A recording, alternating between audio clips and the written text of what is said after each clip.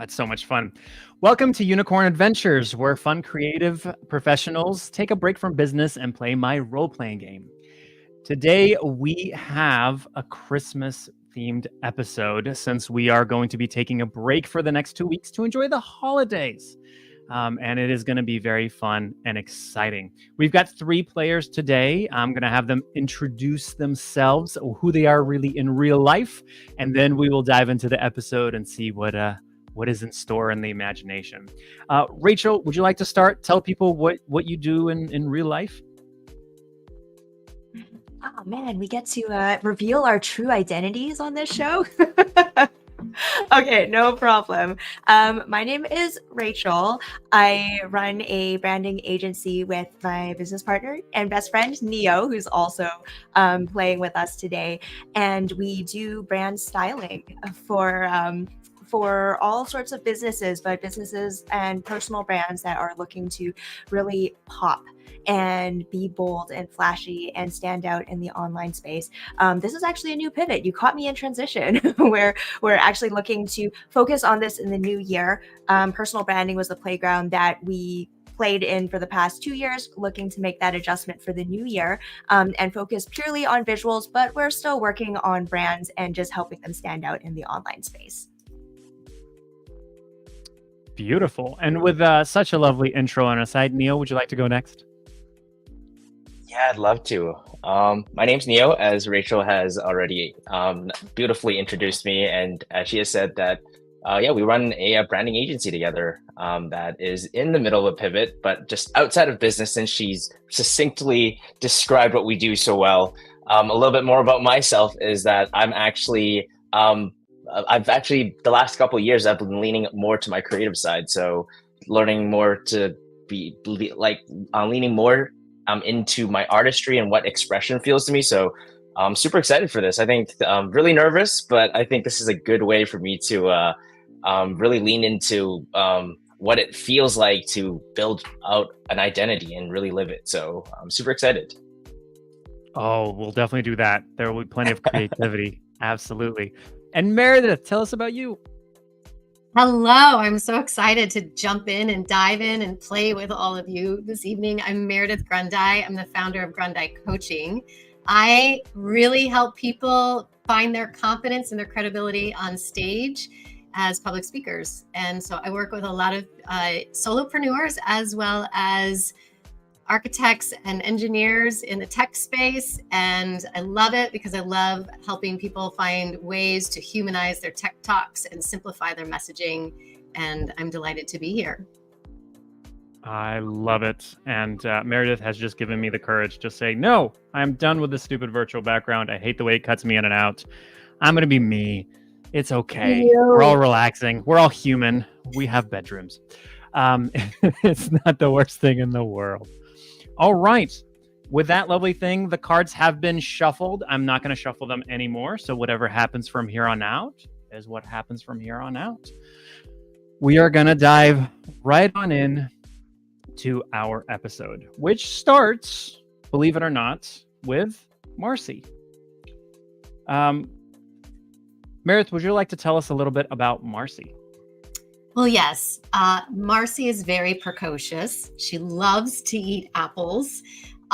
She is very happy most of the time and is quite the delight, but be careful because sometimes you might just be manipulated into a corner. Woof. Well, I know. Marcy has been doing a little bit of traveling at this point. She's going to a town. It is right around Christmas time, given that this is a Christmas episode. It is right around that Christmas time, and she's actually on her way to deliver a very, very specific apple pie recipe that she has made. Mm-hmm. She's entering the town. It is a beautiful, completely decorated, somewhat northern town. There's definitely a combination of, you have some humans, you have some other races of maybe halflings and gnomes around. It's a very calm town from what she knows, and she is going to make this delivery. She's not 100% sure of who she's delivering it to, but she knows that she was told that it was very, very important that she would deliver it. Marcy, you find yourself right now at the center of town as you've come Mhm. to kind of look at all the decorations. It's looking fantastic and beautiful, putting you very much into this holiday spirit of things and festivities. As you are looking around, you don't have a good hold onto your basket, if you would, with the pie, and you see a blur that snatches your pie. It is a pink blur that runs off further down the street. What would you like to do? I'm going to chase after it. I just think that's the most delightful thing. And if it's anything like my pie, I know it's going to be just as sweet as all things that I can even think of that are sweet, like pie, apple pie, the apple in my eye, sweet apple tart turnovers, apple suckers, everything apple. I'm sure there's other things that I can think of, but I have to go. All right. As you're chasing, you actually get a little bit better of a view of this individual, and as you're running, the individual turns around and looks at you, and what you see is this character. Rachel, would you like to tell us a little about Irie? Yes, the Irie is a Khajiit, basically a cat person for those of you who play Skyrim. And Irie is the runt of the litter. She and her siblings were orphaned at a very young age and were left to fend for themselves on the streets. So growing up being the smallest, Irie had to learn to be very quick and use her speed and agility to survive. And she grew up looking like an assassin. She had to look the parts to survive and not get picked on by all of the bad guys. But in her heart, she's a really kind and sensitive cat. She is sort of like a vigilante, will stand up for all things that are good, doesn't mind breaking the rules in order to make that happen. And she's always in eternal conflict between the two sides of her, where she's always fighting for survival and she's out for revenge to the evil tyrant king who killed her parents. But she also just wants to lay down her weapons and just live a peaceful life. So there's two sides of her that are always conflicting. And the reasoning, by the way, of why you snagged that particular thing up is because you wanted to you know that there are a couple of orphans that specifically you wanted to deliver this for, and you figured that this happy-go-lucky individual would not be missing a possible pie in a basket, and that is specifically why you grabbed it. At this point, you have turned around. You see that Marcy's very much chasing you. It is your choice. You can try to continue running. You can try to stop and talk. What do you want to do? I decide to skirt around the corner and make my way to where the orphans are. I decide to save the confrontation for later because these children are hungry and they need to be fed first. So I decide to zip down, cut around a corner, go down the alley, and then make a quick drop off before I make my exit. Okay. Marcy, I take it you're pursuing. Oh, I'm still running after her. I'm just intrigued. All right. We're going to have, and this is actually a first, and I'm so glad that it is. This is going to be the first card flip of this episode, but it's going to be two cards. The first card is going to be for Irie to see if you're able to stealth and run away fast enough. And the other one is for Marcy to see if you can catch up or not. In this case, the higher card basically wins in what happens.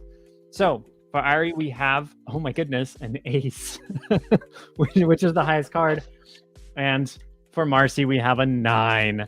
So as much as Marcy wants to, the lights and everything, they are too bright and beautiful and distracting. And Irie's an assassin. She's really good at this. She obviously has been in the city for a while. She knows the streets way better than Marcy does. She's able to get away perfectly and completely is undetected as she runs off. Marcy, at this point, you're a little bit stranded. You don't have the package. You do know where you're supposed to go to, however. So it's your choice if you want to just try to look around the city a little bit more, or try to go to the address where you're supposed to go and just tell them, yeah, couldn't deliver this.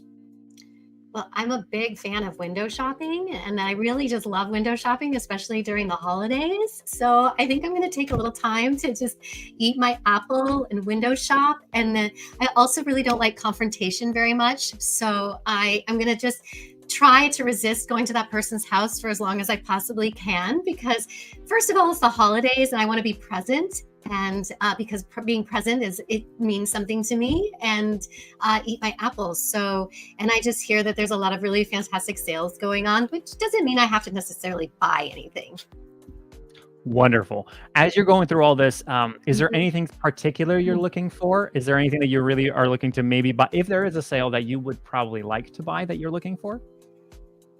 Oh, well, I have always loved sequins, and I've never owned a sequins dress, just like a glamoury dress. So I was thinking I would buy one of those if I saw one on sale, but it has to be red and it has to be tight, but not too tight, and no spaghetti straps, because I just don't think that fits me well.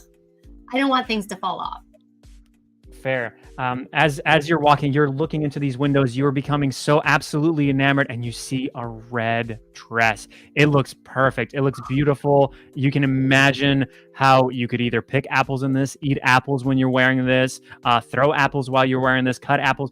Apples would go well with this dress, any shade or color. And as you become more and more enamored and you're coming to this, you're still walking forward and you bump into a hard shoulder. As you turn and look at said hard shoulder, you see that somebody else was perhaps looking at this red dress. This individual is wearing all red and doesn't look like the type to wear the red dress, but perhaps the dark color of that red has reminded them of their past and where they have come from. And in this case, Neo, would you like to tell us a little bit about your character? Yeah, my character, his name is Draconix with a K and an X. He is a Daedric prince from the Shadow Realm. His family has ruled the Shadow Realm for generations, and he is actually the next in line for the throne. But because of this pressure of having to show up a certain way and to live up to certain expectations, this has caused Draconix to really want to figure out what freedom feels like, what it's like to live for himself and make decisions for himself that isn't based on the family pressure of having to show up a certain way. And because of that, Draconix has actually left the Shadow Realm, left his family to just figure and go his own way and to explore what the world has to offer. Fantastic. So you just had a girl that is eating an apple and staring at a dress and obviously not paying attention, just wham, just walk right into your shoulder. What are you doing? The two of you now get to interact, see what happens. And I will clarify of why Draconix has come specifically to this village. You have heard that there's potentially a place here, that there is maybe a manor that you needed to visit, that some sort of shadowy entities are there. You've heard tell of it throughout your family, that there might be some possible artifacts or some kind of magic or something. And while you have distanced yourself from the family, you understand that this is something that you want to revisit if you're looking to take over or maybe take control of your own life as you go forth. But that's your reason for being in this town. And now a seemingly very jovial, rosy-cheeked Marcy has walked into your shoulder. What do you do? I start a conversation with her, and just to learn more about why what she does, who she is, and why she's looking at this beautiful red dress. Yeah. Go ahead. You guys get to talk now. Get to talk to each other. Okay. Marcy, I was like, oh, hello there. Hi. I'm sorry, I didn't mean to bump into you. I was just really looking at this dress, and I didn't see you there, and I apologize. And I mean, you're hard to miss, so I'm really embarrassed. No worries. I'm curious what brings you to this town. Oh, well, I was here to deliver a pie.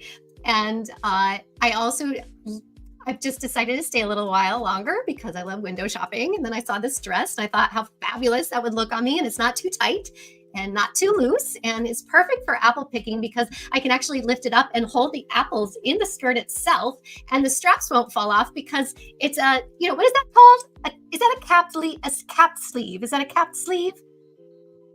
A capped sleeve. Yes, on the dress. A caps. Yeah. Dragonix, you're like what do like dress it? Are you serious? I don't care. I don't, but because you are very perceptive, you're not necessarily a prince of many words. As you're looking over, you're noticing you don't see a pie on this person. This person just said they're here to deliver a pie. They don't have anything, and perhaps you should inquire about that because that seems off. So I ask about the pie then. Where's the pie Marcy, where's the pie that you say you were delivering? Well, how long do you have? Well, I was delivering it and then I saw this stout little creature that resembled very much a cat, but it just looked like this glowy, fluffy pink thing for a while, but I chased it because I'm curious. And it took my pie and, and it disappeared because I think it had better things to do. So I just made the best out of it.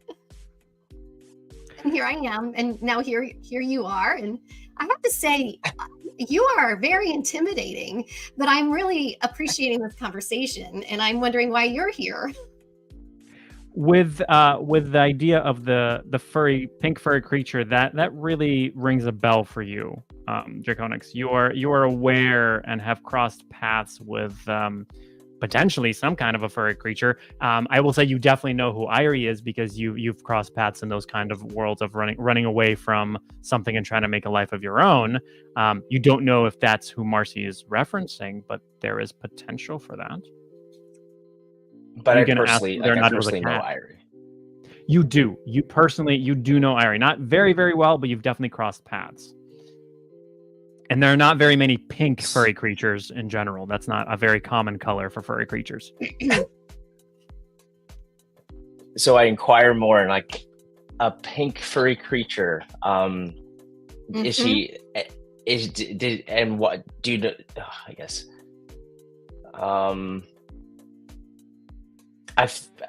guess I tell Marcy that I might have crossed paths with a pink furry creature, and I ask her which direction did she run off into? Oh, I can tell you that. She went that way. North. I'm going to pull a card to see if Marcy is able, because Marcy has been window shopping. We'll see if she was actually able to maintain where in the world she came from, because she might be completely clueless of where in this town she is. Yeah, with a 3, Marcy is pointing in like a very, like she's pointing in that direction. And she's like, no, it was over there. Actually, it was there. No, it's definitely, she's basically pointing into all the directions and telling you that's where they are.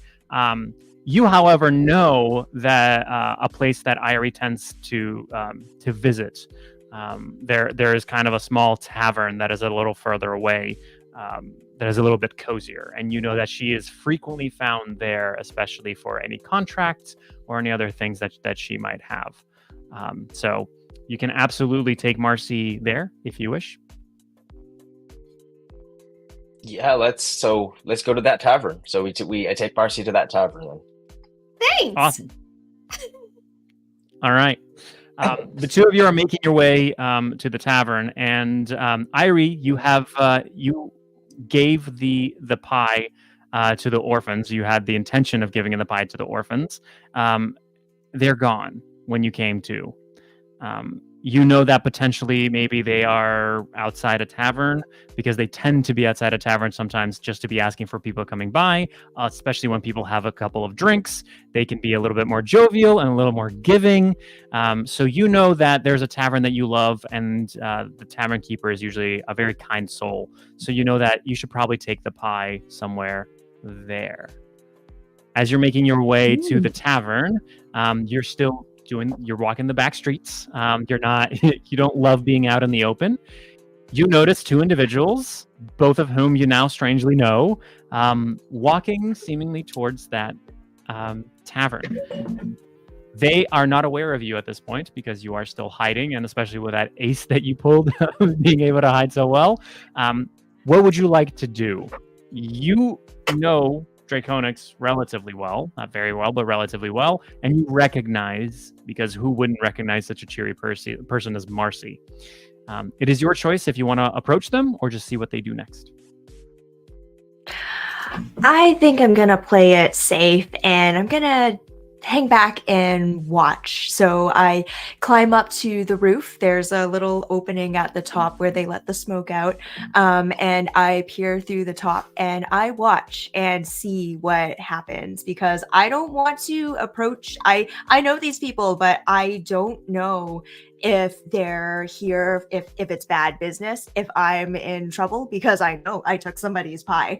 I know my intentions for it, but I don't know if she's upset with me. And she suddenly made this friend with someone that I know who could potentially cause a lot of trouble for me if I'm not on his good side. So I'm perched up on the roof, I'm peering through, and I'm watching to see what unfolds. All right. I am going to make a climbing check for you because it is winter and it is slippery. Even though you are an assassin, you still may not be able to climb relatively well. With an 8, I will say that for you, it's not too terribly difficult, maybe a little bit slipperier, but you're able to get up there. And so you're looking into the tavern. The two of them have not yet entered the tavern, but you're trying to peek into the tavern. Is that right? Okay, so you'll be waiting right now for them to kind of to go in. All right, the two of you are approaching that tavern. I'm taking it you go in because you're trying to find Irie.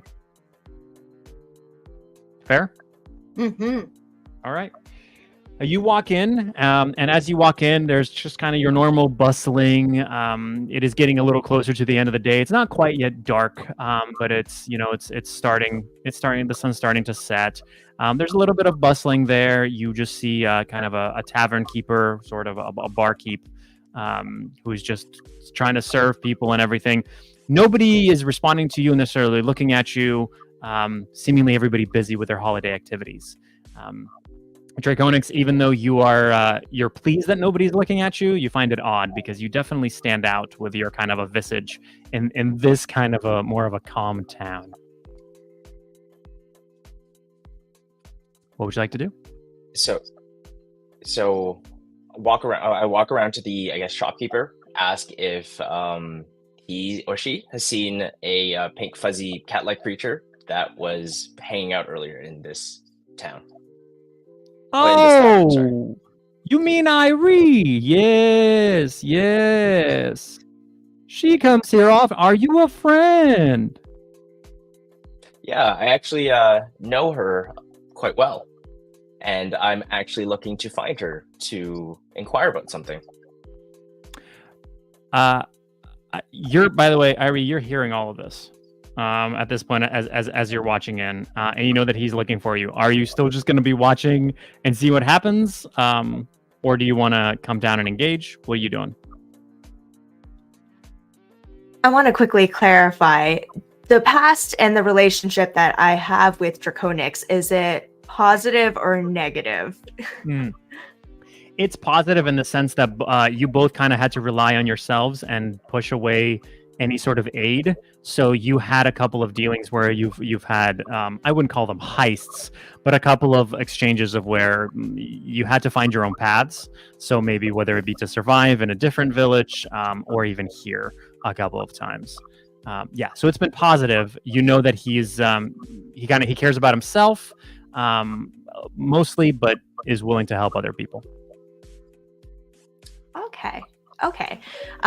In that case, I'll let my curiosity get the better of me. At the end of the day, even though I am a skilled assassin, I do keep my friends close. And I wanted to be careful just to make sure he wasn't in a bad mood when I approached him. So I peer in through the hole in the roof and I decide to jump down and land right behind them quietly. They don't hear me drop down, but I land right behind them. And I Well, tap them on the shoulder. quite an acrobatic feat, so we're gonna have to pull a card to see if you're actually able to do that.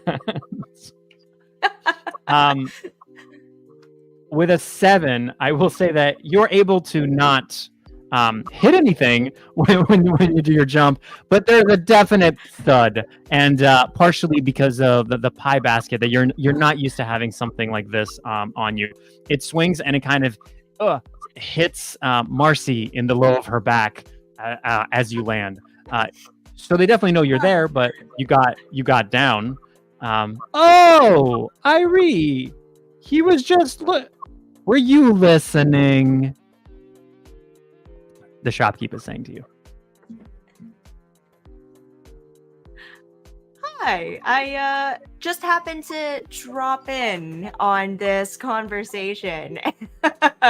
And I see and you guys, I hear that you've been looking for me.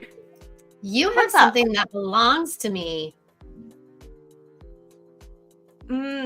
Oh, you mean this basket Mhm. right here? I mean that basket right there. And it Oh. so I mean you Ooh, can this just hand is- it over and then we can just move on and maybe order some apple schnapps and hang out. Yeah? Oh, this is a little awkward. I'm sorry. I didn't mean to take your basket. I actually wanted to I have some friends that I'm looking to take care of. There's some orphans that I'm really good friends with and their parents aren't around and they were really hungry. So I smelled your pie from a mile away and thought that they would really appreciate something like that at this time of year. And That's a I'm good sorry that story. I took it though. Good story. I'm sorry that I took it though. Yeah. I just Everyone really has an want to make orphan sure to that my feed. friends get No, fed. it's good. It's good. It's Absolutely. good. Everyone's that's a good story though. It's a really good story. Thank you. Well, the orphans that I wanted to give the pie to, they don't seem to be around right now. So, I'd be happy to return this to you. And I apologize if this inconvenienced the plans that you've had with this pie. Yeah, I'm All right. I'm having a little battle with my shadow side right now. Like I feel like I want to punch her in the face. And then I feel like I just want to take the pie and give her a hug and say thanks. Or just like maybe believe her orphan story and then not make it about me. But there's a lot going on in my brain right now. There's like a lot of different narratives. Would you like to make an insight check, which basically means that you want to see if she's telling the truth or not? Yeah, I do. All right, so we'll pull a card. Depending on it, we will see what we see. Okay, you got a king. She seems to be telling the complete truth, Okay. and you're pretty certain of it. Yeah, okay. Well, you can just keep the pie. I will remind you that the pie is a delivery. You do have some other healing pie in your satchel. You also have a lot of apples. You can, of course, give away the delivery pie, but you have other food on you. Also, you're in a tavern where you can buy more food. You can keep the pie. I'll be fine. I'll be absolutely fine. Just don't forget this moment. 'Tis the season for giving. Thank you. You're welcome. Thank you. Thank you for that. These orphans, it means a lot to them. They don't have a lot, and I just want to make sure that they have enough for this holiday season. So thank you. You're welcome. On that, Draconix, you still know that you need to go to a specific manor.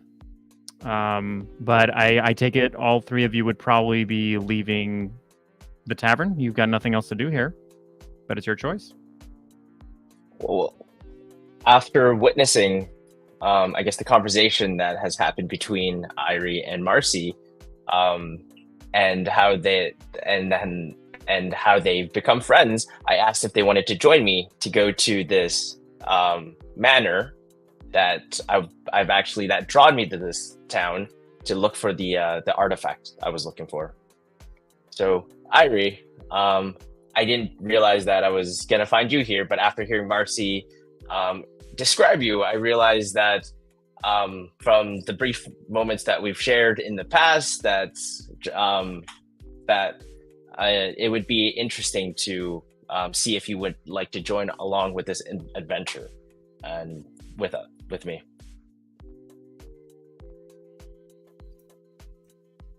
Heck yes, of course I'd love to join on an adventure with you. Let's go beat up some bad guys together. Marcy, you're there listening to this. You're, of course, welcome to either go on the adventure or say, no. Maybe you would like to visit the address that you're supposed to deliver to, or whatever else you'd like to do. Well, I'm really curious about this adventure, so I'm just wondering if it's possible to do both. I mean, can we just stop by and deliver the pie and then be done with that and then go on the adventure together? Or is that going to compromise things? I mean, because I'm a yes and girl. Draconix, you know there's no like rush where that you have to get to this manor or something. You just know it exists. It's been there for a long time. It's not as if it's going to start anytime soon, like disappear or anything. Yeah, let's do the delivery. I'm curious to just see what you do and learn more why you love delivering pies. All right. Excellent. The three of you make your way out. Irie is very helpful to Marcy because she knows the city so much better and is able to pinpoint exactly where they need to go. As you walk up to it, you see this gorgeous manor full of lights, possibly even people moving in there. As you're looking around, Draconix, you realize this is exactly the place that you were looking for as well.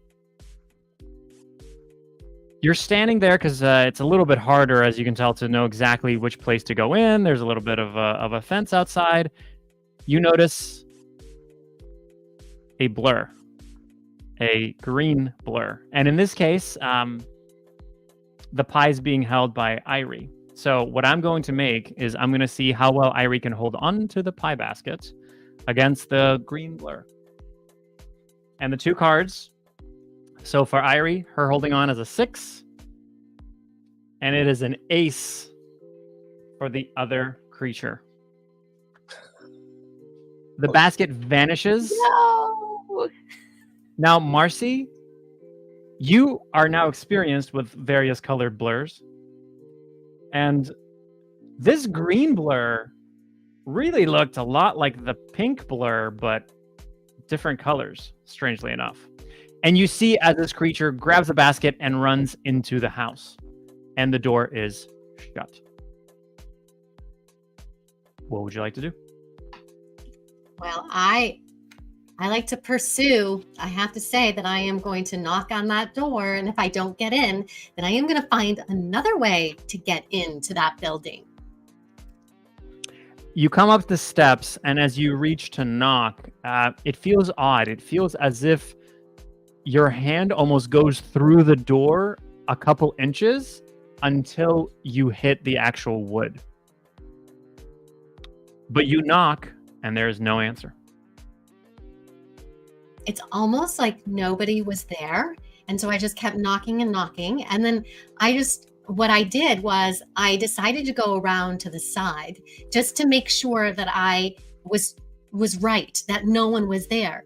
But when I looked on the side of the house through the window, I swear I saw a green type light go up the stairway. So I knew that someone or something was inside that building. And so I kept walking. Yeah. So this is back to, I'll tell, as you look in, you can look in, but I'll tell you what you see. So actually, as you're walking around, you're seeing what you're seeing on the screen now to a large degree. You're seeing this warm light.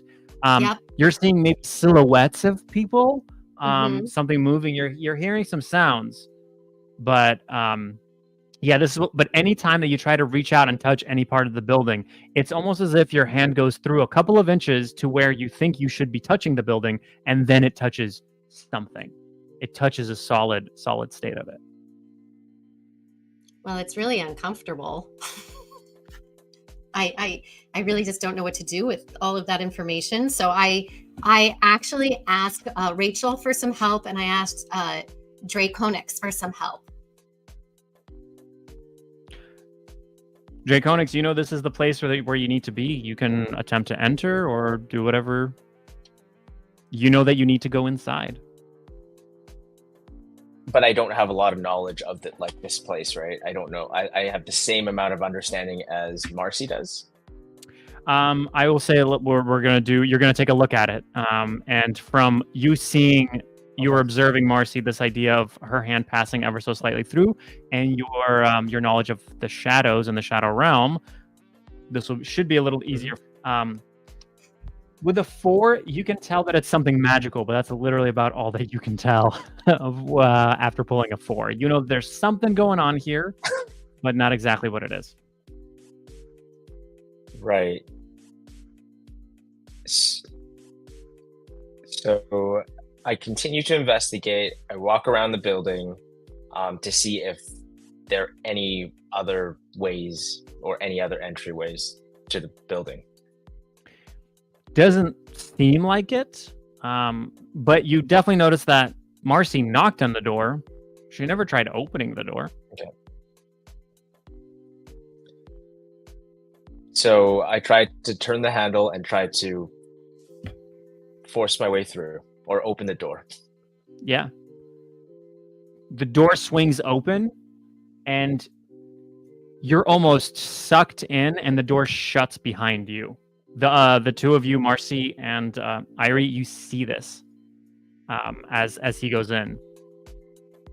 We'll get to what Draconix sees next. What do the two of you do? So we're locked out on the other side of the door. You are, but you also, neither one of you attempted to open the door, so you can try to just open the door. Oh, Okay. Marcy, do you want to go in? Do we want to go after him?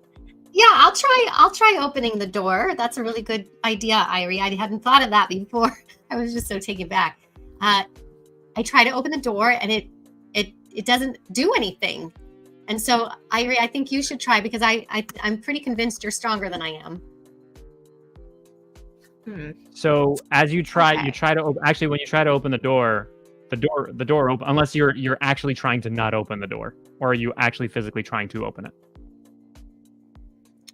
I'm a little bit scared, so I guess it's a little bit of both. Yes, I just want Irie to do it because I don't want to be the first one in, honestly. Okay, so you're fake. You tried, but you kind of faked it a little bit so that Irie would open the door.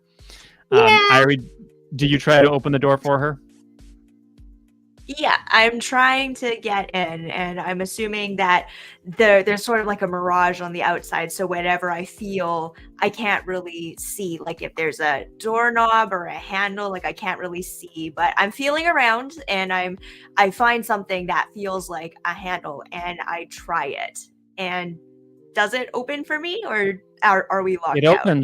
It opens perfectly like any other door, and then Marcy's right there with you, and she's so very curious as the door opens. She peeks in, and both of you feel that you're sucked in, and you are now, and the door shuts right behind you, and the three of you are now standing inside. What you see is not at all the beautiful, warm house that you saw. It is dark. It feels a whole lot colder, not the warm, inviting nature that you saw from the outside. The three of you are just standing there in darkness. There's no lights. There's no candles up. You're not really seeing a whole lot of anything. It seems quiet. It feels abandoned, as if it hasn't been here for a while. Draconix, you've been here for a little longer than they have. As you've been looking around, you feel that there might be some sort of a shadow-based magic something here, and that what is on the outside is just an illusion to make it seem like this is an occupied house. What would you like to do? by the way, as you're standing here, you basically have walk on the- 2 rooms to the sides or a hallway in front of you. It's your choice where you'd like to go. I walk towards the room to the right first, and I try opening the door to that room. Okay. Door is actually almost slightly ajar, like it's just not even fully closed. As it swings open, you just see kind of an abandoned kitchen.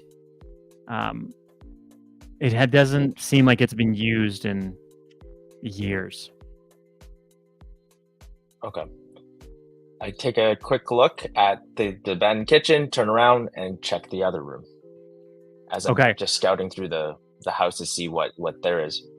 Yeah, the other room just seems to be a completely abandoned, empty room. Kind of the way if you ever go to look at houses when they have literally no furniture and nothing in there. Like it's completely abandoned. It's clean, maybe a little dusty with no lights, but it's completely clean. There's a further door that is half ajar on the other side, and it looks like it opens into possibly you're seeing a part of a dining table further in there, maybe a giant dining room. It kind of alludes to what you saw when you looked around, when you went around the house and you kind of saw from the outside in. It looks like that, but not full of people, not full of warmth and life, but completely abandoned and dusty. And you're hearing some kind of a sound coming from that room. Can't tell what it is unless you get closer. You want to go to the other room? Yeah. Okay. Yeah, I'll go to the other room, get closer. Are you doing so stealthily, or are you just walking up to it on the creaky floor? I'm walking towards it stealthily, just crouched, trying to make my way through, just being careful, but moving forward nonetheless. All right. We're going to pull a card to see how good you are at your stealth. So with a 3, as you're walking, you're thinking that you're going to be stealthy.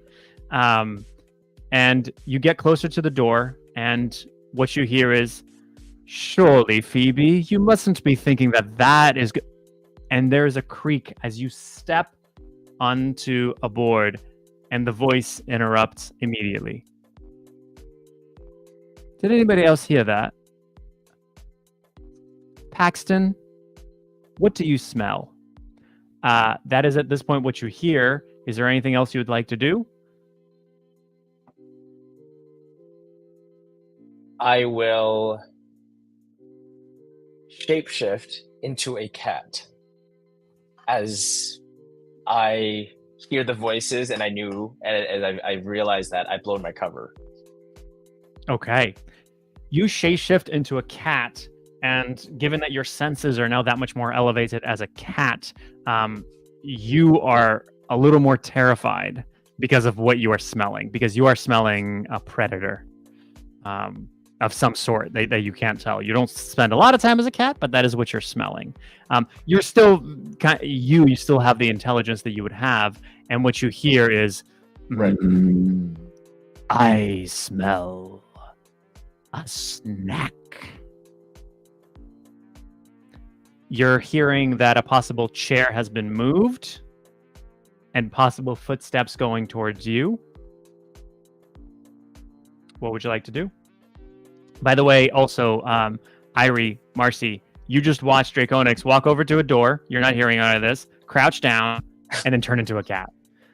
So you've no idea what's going on. It's up to you what the two of you would also like to be doing at this very moment.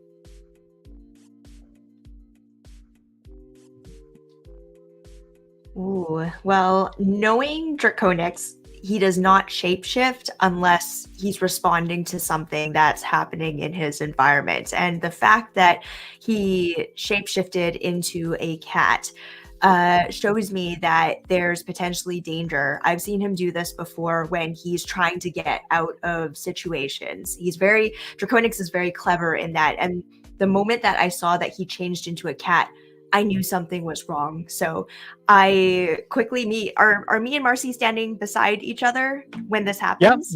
You guys got sucked into the doorway together. You're just still standing, looking around. Draconix just since he got in first, he got a little bit of a head start. Okay.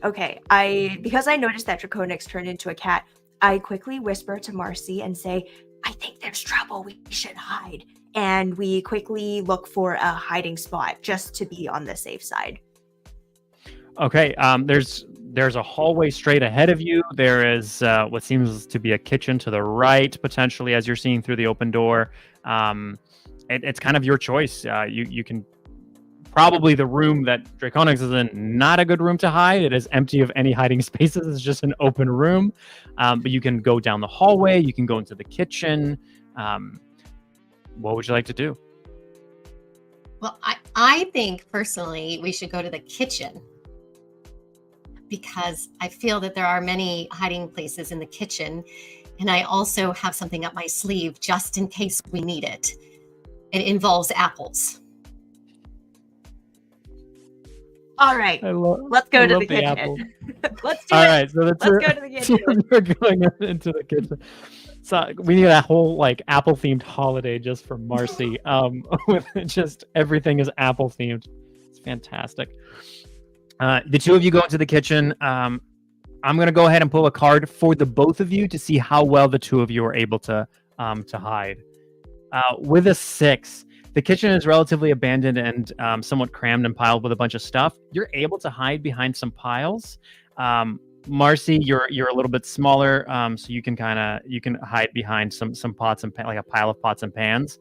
And then Irie, you're able to kind of sneakily get, because we all know that cats are liquid, and since you're a Khajiit part cat, you can kind of fit into this kind of pantry closet area a little bit more. It's very crammed. You're not able to close the door all the way, but you're a little bit more hidden at this point. Which brings us back to Draconix. You're hearing these footsteps as they're approaching you with these heavy, heavy falls. And as they're getting closer and closer to the door, all of a sudden you hear, "Oh, Paxton, get away from there." There's a stop, and you hear a snort. Mm-hmm. What would you like to do? It seems that the footsteps aren't approaching anymore. Because with my, I guess, as a cat, I have better night vision. Do I see like what's happening in the room, or is it just like, it's just audible to me? It's audible to you. You have decent night vision. Honestly, as like a demon prince of shadows, you've got pretty fantastic night vision. So yeah. this may be arguably worse than what you normally have, but you're definitely smaller, so there's a good reason to turn into a cat. So yeah, I mean, from what you're seeing, the angle though, you're able to see. You're seeing the end of a table of a dining room. That there's maybe some chandeliers that are hanging up there. They're not lit. It's all relatively dark. And it seems that there is maybe a little bit of beginnings of moonlight that is kind of streaking in. So it's not as if it's not lit. There's just no artificial light of any candles or anything like that. That you can see from this angle. You can't really tell because whatever that other creature is on the other side. You can't tell what it is from this because it's blocked by the door. But from your smelling of it, it smells like danger. Okay. So as I hear that, I figured I realized that, or I think to myself that it's probably better to recoup and regroup. So I slowly back out of the room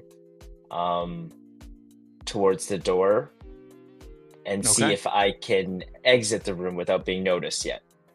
As you're kind of turning and starting to walk like cats do, where they kind of inch a little paw out to test it and to kind of, you're doing one of those little walks.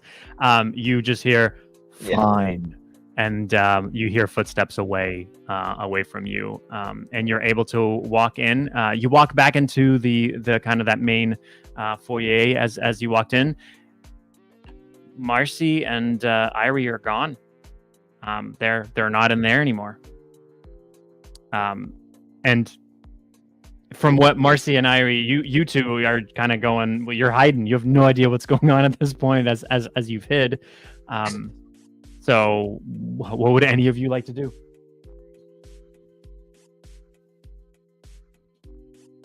as a cat, do I sense Irie though? Since she's a Khajiit, do we have like this like I don't know sixth sense of like other cats in the area, or is that? I will pull a card to see if you do, because at this point, the olfactory side of it, you're really smelling that other beast, if you would, that was near the door. That is far more overwhelming at this point.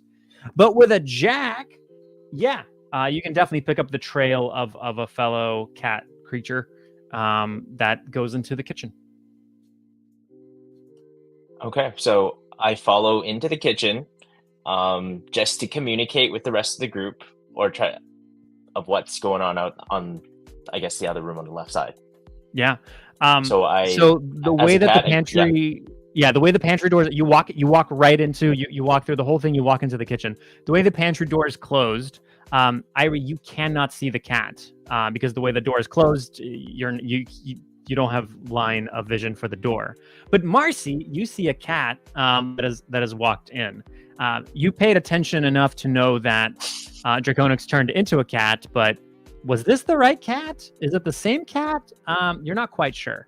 It might be, but you're not sure. What would you like to do? Well, I think that I need to approach the cat and remembering what happened earlier in the evening with the sequenced red dress, I could ask the cat if something about that dress to see if it is indeed Draconix. Absolutely, Draconix. It's up to you. You can just shapeshift back into demon prince form if you'd like to. At this point, there's nothing stopping you, but you can play this out however you like. I'd shapeshift. I'd shapeshift back then. I'll shapeshift back. And Marcy, you kind of have this yelp. You're very much not used to cats just turning into just out of nowhere. There's a lot of cats, and I'm allergic, which is very problematic. But yes, okay, Draconix, you're now there. Irie, you just heard Marcy yelp. You didn't see what happened, but you just heard her yelp. What would you like to do? I'm gonna go save my friend. She might be in trouble. So I bust my way out of the cupboard, probably knock over a few pans in the process. And I mean, I'm still an assassin, so I'm not gonna yell like, Marcy, I'm gonna save you. But inside, that's the dialogue I have in my head. And I land outside the cupboard. I'm prepared to fight whatever there is. And then I see my two friends standing in front of me. And then I let my guard down. Okay. Draconix, what would you like to talk about? You've now caused this extra kerfuffle as a result of it all. You can tell them about what you heard in the other room or whatever else you'd like to say.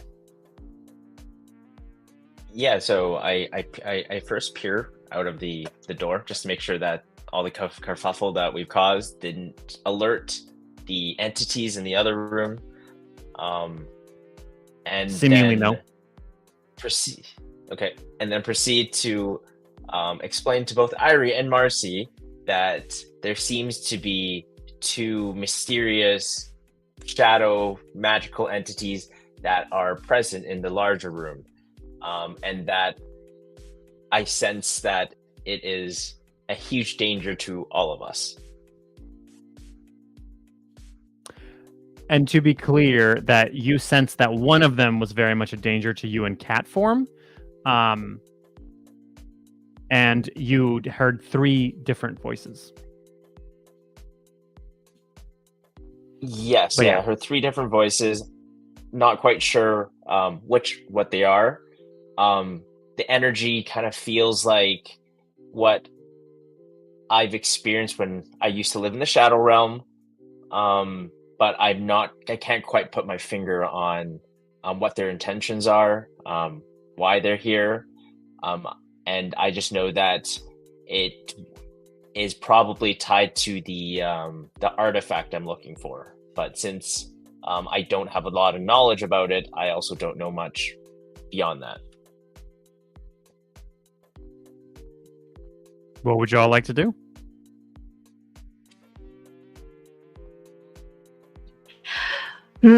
Marcy, I'm gonna have to ask. You were supposed to deliver a pie to this place too. Do you have any information about the delivery? Who ordered it by any chance? Well, that was a really great question. So I received a telegram in the mail, and it was a very special looking telegram because it had a wax type stamp on it with the initials NB. And I thought, that's curious. And it just said in the telegram, order and deliver an apple pie at this date, at this time. So I missed the time, at this house. And so I just thought, why not? I mean, I had nothing else really better to do. And I was really excited that somebody wanted my pie.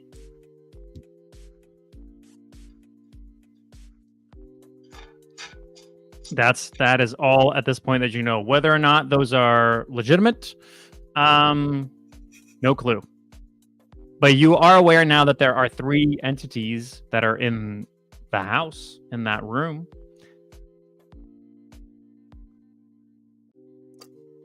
So do you want to go investigate?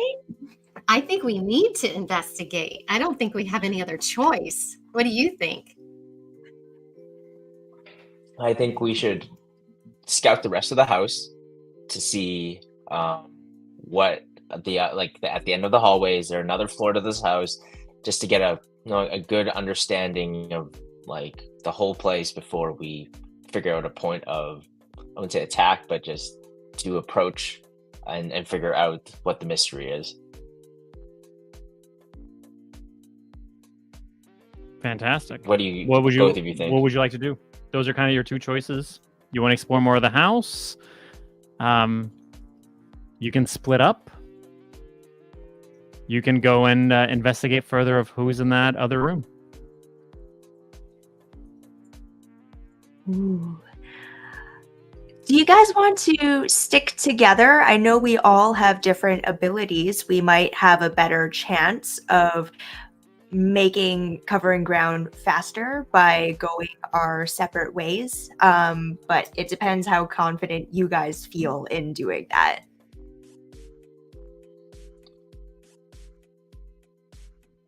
I'm thinking we can all go separately or together. Together? Okay, let's all go down the hallway and we can make our way through, and then we can discuss an action plan after that. All right. What do you both think? You make your way out of that was awesome. That's so cool. Awesome.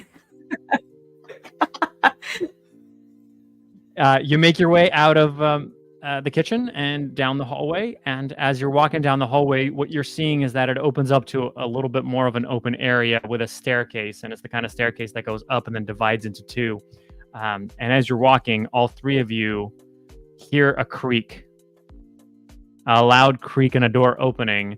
And Draconix, to you, shamefully, it is a very memorable creak that you you have heard very recently as well.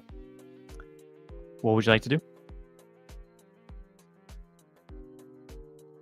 I turn to both Marcy and Rachel and ask and tell them that we should definitely move forward stealthily, and maybe that moving together wouldn't be the best way, since if we all get caught, then we're all kind of screwed. So we discuss if we should actually go separate ways and try to, if we did move went separately, then we could actually move around more stealthily. Okay. Would you like to split up? How are you splitting up? Is everybody kind of going in 3 different directions? Is somebody pairing up and the other person going solo? What would you like to do?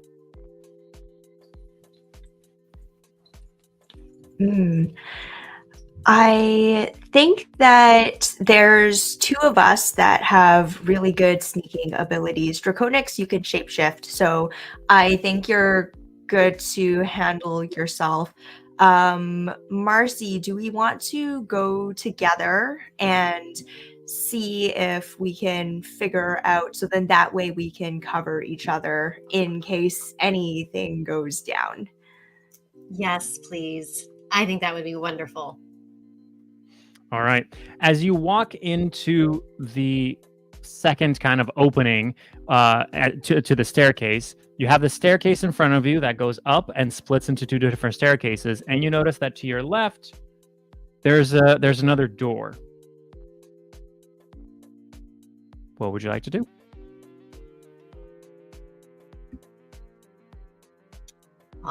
I think we should go to the door. Okay. Would you like to go and open the door? I would love to open the door. So, Are you doing it sneakily, or are you doing it Marcy style? I'm doing it Marcy's style. I'm just going to walk up to it and open it. Hopefully I'll have more success than the last door. And I'm feeling a little bit more brave because Irie and I have bonded more. So I open the door and I'm successful. So you open the door. You are successful. It is just a door. There's no lock. There's no magical anything on it. You open the door, and what you realize, and Draconix, as you're looking over Marcy's shoulder, what you also realize is this is the other end of the dining room. And Marcy, you walk right into this. In front of you are three figures sitting at a table. You see what you have read to be, but Marcy, you have never seen, is a werewolf, a ghost, and a very, very pale female. Only actually, no. Draconix would know this. Irie, I don't think you would know this. Draconix, you know that is a vampire. So you see in front of you a werewolf, a ghost, and a vampire. They are a little bit surprised, but not entirely. As they've know that somebody was here, and they look at you, Marcy. It is it's kind of your show at this point. What do you want to say to them? How do you want to greet this? This is a little bit of a terrifying sight for Marcy, but she's so positive and sweet. She may have a different spin on it. Well, first of all, I have to say that vampire is beautiful. So the first thing I do is compliment her. And then the other two just look at me like I'm insane. And so I'm a little bit fearful of them. But I remember that in my bag, I have another pie and I have a whole bag of apples. And so I realize they're eating, and I don't ever want to be that house guest that comes empty-handed. So I offer them all an apple and ask if I can have a seat. And they said yes. So as you're offering this to them, you're offering them all of this. You see that they look utterly disinterested, and you think about what you have possibly heard of the kind of diet that werewolves and vampires have. You realize that what you're offering not only has no meat, that it's either a fruit or it is utterly baked, and that it is potentially of no interest to them, not to mention a ghost who wouldn't be able to actually eat what you're giving to them. As you're offering this, you see the ghost looking over towards the werewolf and saying, "Oh, was this the snack that you were referring to, Paxton?" The werewolf growls at you. Yes, and it was a very tense moment, and that was the moment when I took my pie out of the bag and quickly threw the pie in the werewolf's face and ran in the other direction as fast as I possibly could. All right, let's see how successful you are with throwing the pie and landing it into the werewolf's face. With a 5, you most definitely attempted to throw the pie, and in your mind, you hit it, you nailed it. But you were so afraid as you were turning around to run that you just kind of threw it. It flew completely past as you were running out of the room. The other two of you notice as all three of them stand up and start walking towards the door, towards you. And the ghosts mostly floats through as they're all walking. As they are walking, you hear the vampire going, "Oh, this is going to be fun!"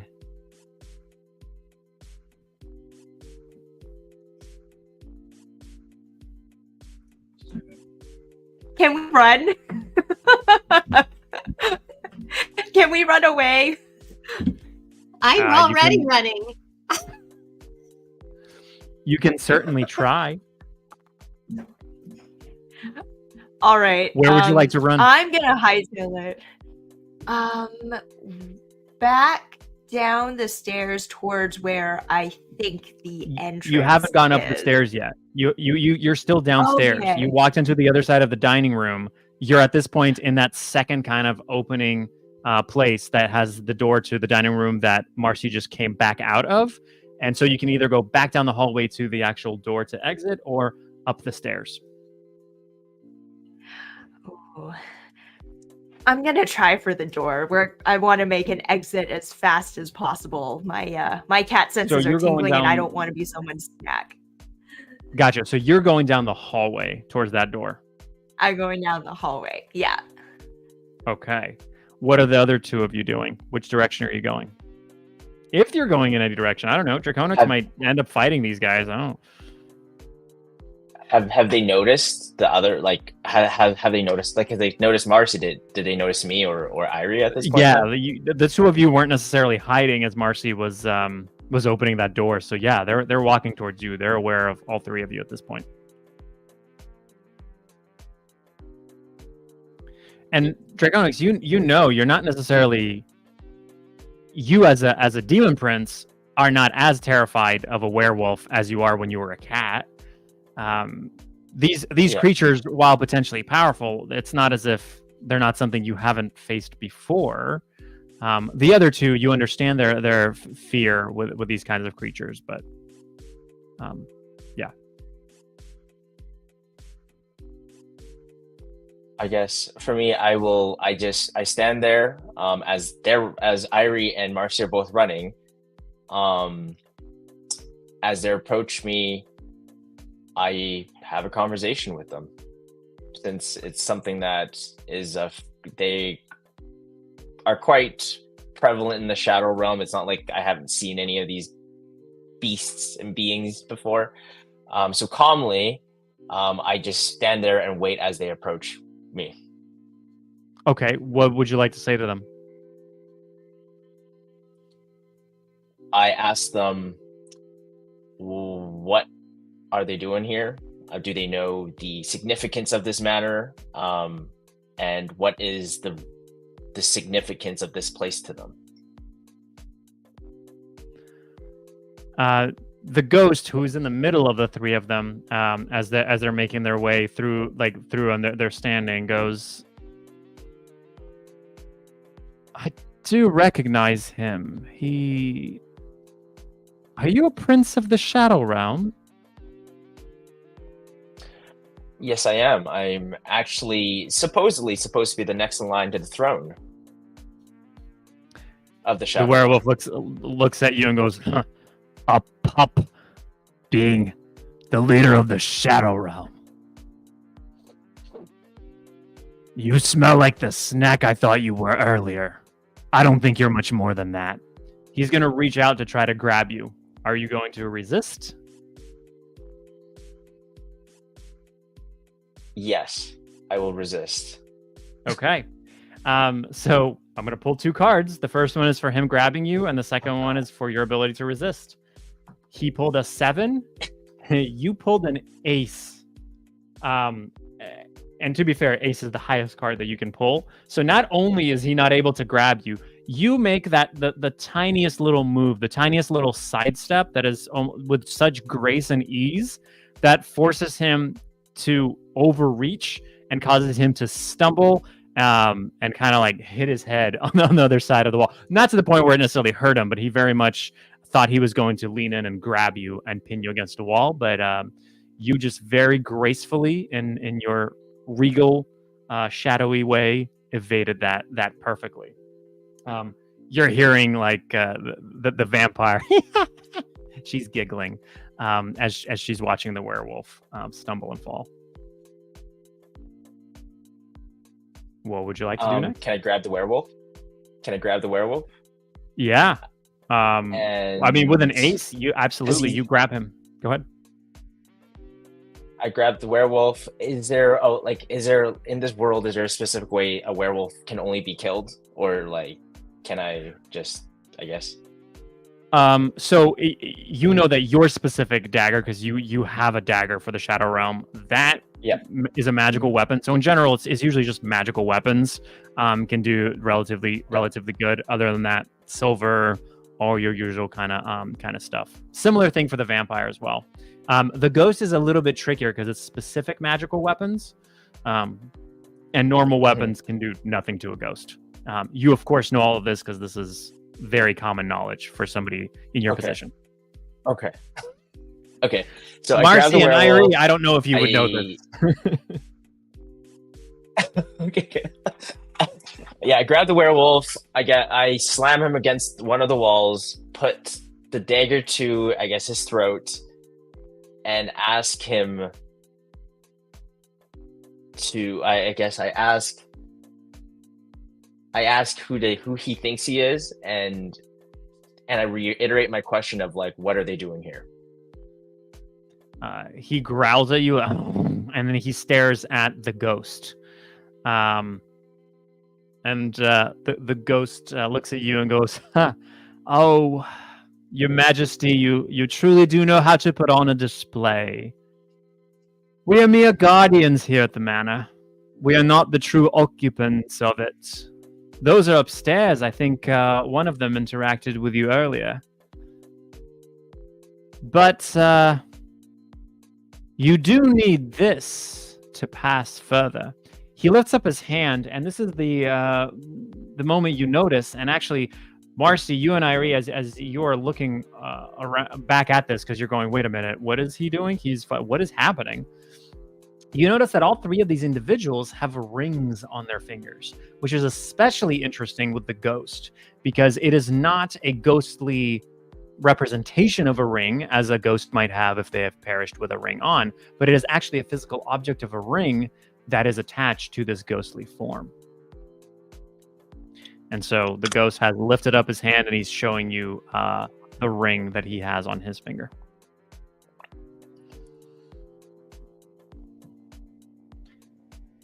As you see this, by the way, Marcy, you and Irie, what would you like to do? Well, they don't seem like they're going to eat us.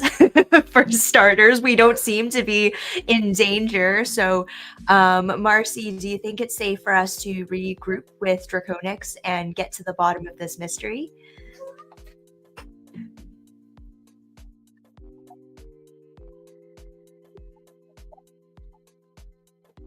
All right. So I guess I think so. we decide that it's safe.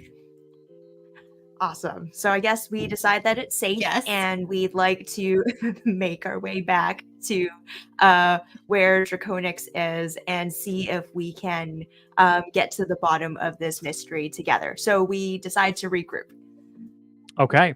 As you're walking back up the hallway, the vampire, her eyes get really big as she looks at you, and especially when she sees Marcy again. And Marcy, you have that very uncomfortable feeling of somebody staring directly at your neck. They're not making eye contact. They're looking at you, and they're not maybe even looking at you as a human being. And the vampire lunges at Marcy. I will, because it's a little bit of a ways away as you're going, I will let any of you have any kind of reaction that you want to that action. What would you like to do?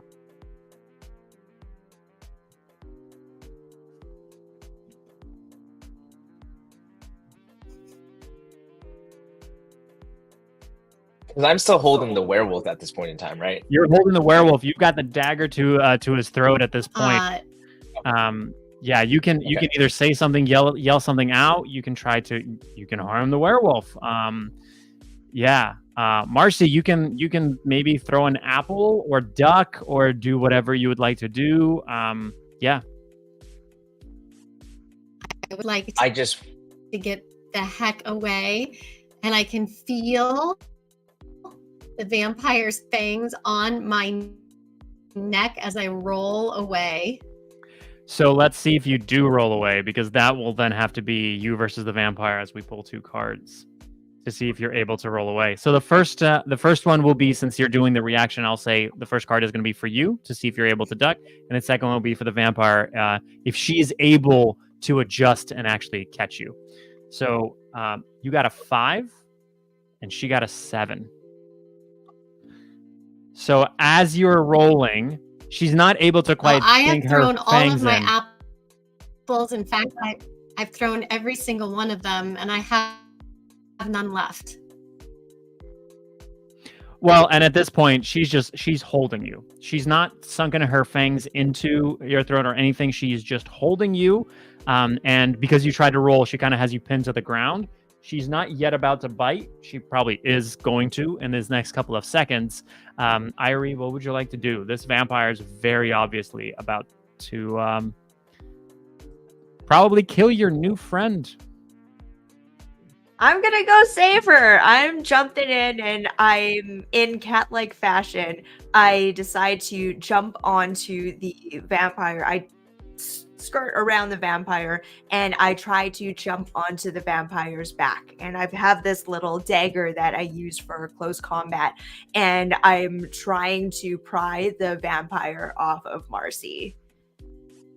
Okay. You jump on. Let's see. We'll do a card because she's occupied. So with a 4, you try to jump on.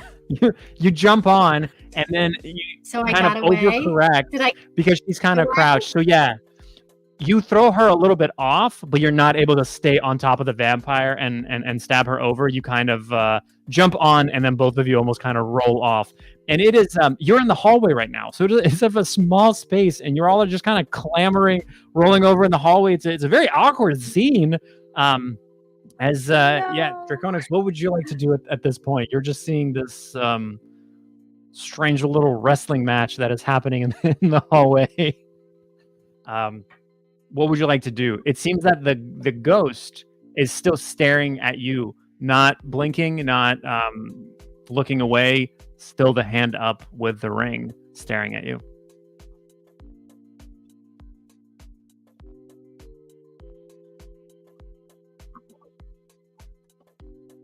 At this point in time, since I see that all the chaos and pandemonium that has transpired, since the werewolf just doesn't give me good vibes, I slit the throat of the werewolf.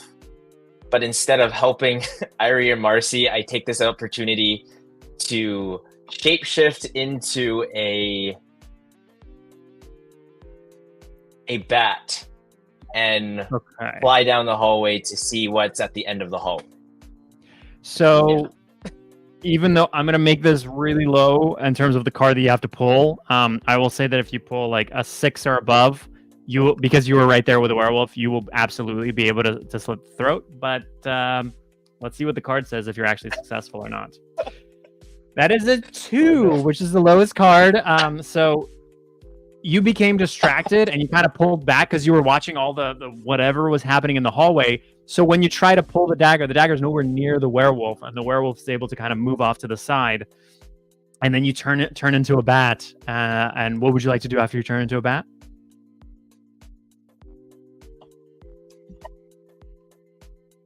I fly down to the end of the hallway and take advantage of the chaos that has transpired and leave them to fend for themselves as I figure out what's at the end of the hallway.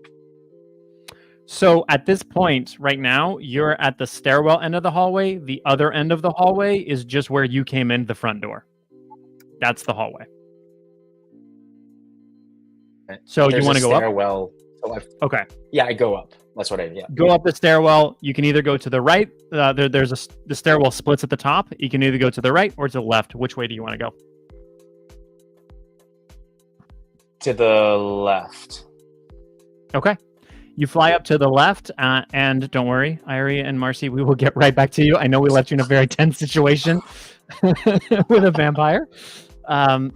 Yep, hallway with a vampire. That's pretty terrifying. At the top of the left side, you see two doors. One has a cat scratched, like kind of on it, like cat scratches on it, and the other one has what seems to be some kind of a fruit that maybe looks like a pear or like a deformed apple. Can't really tell. Okay.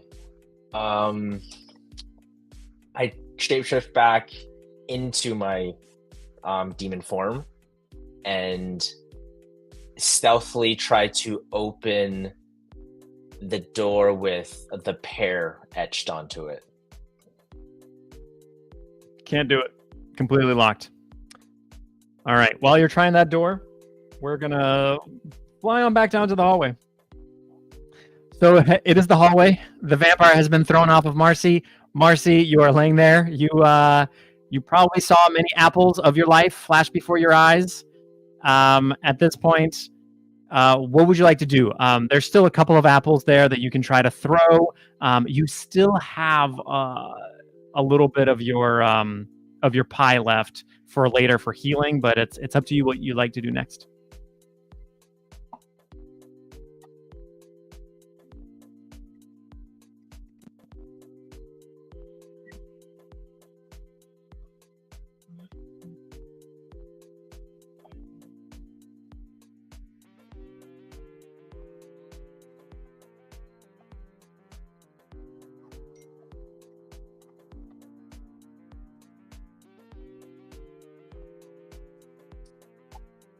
I'm not getting any audio from Meredith. Is anybody else? No? Okay.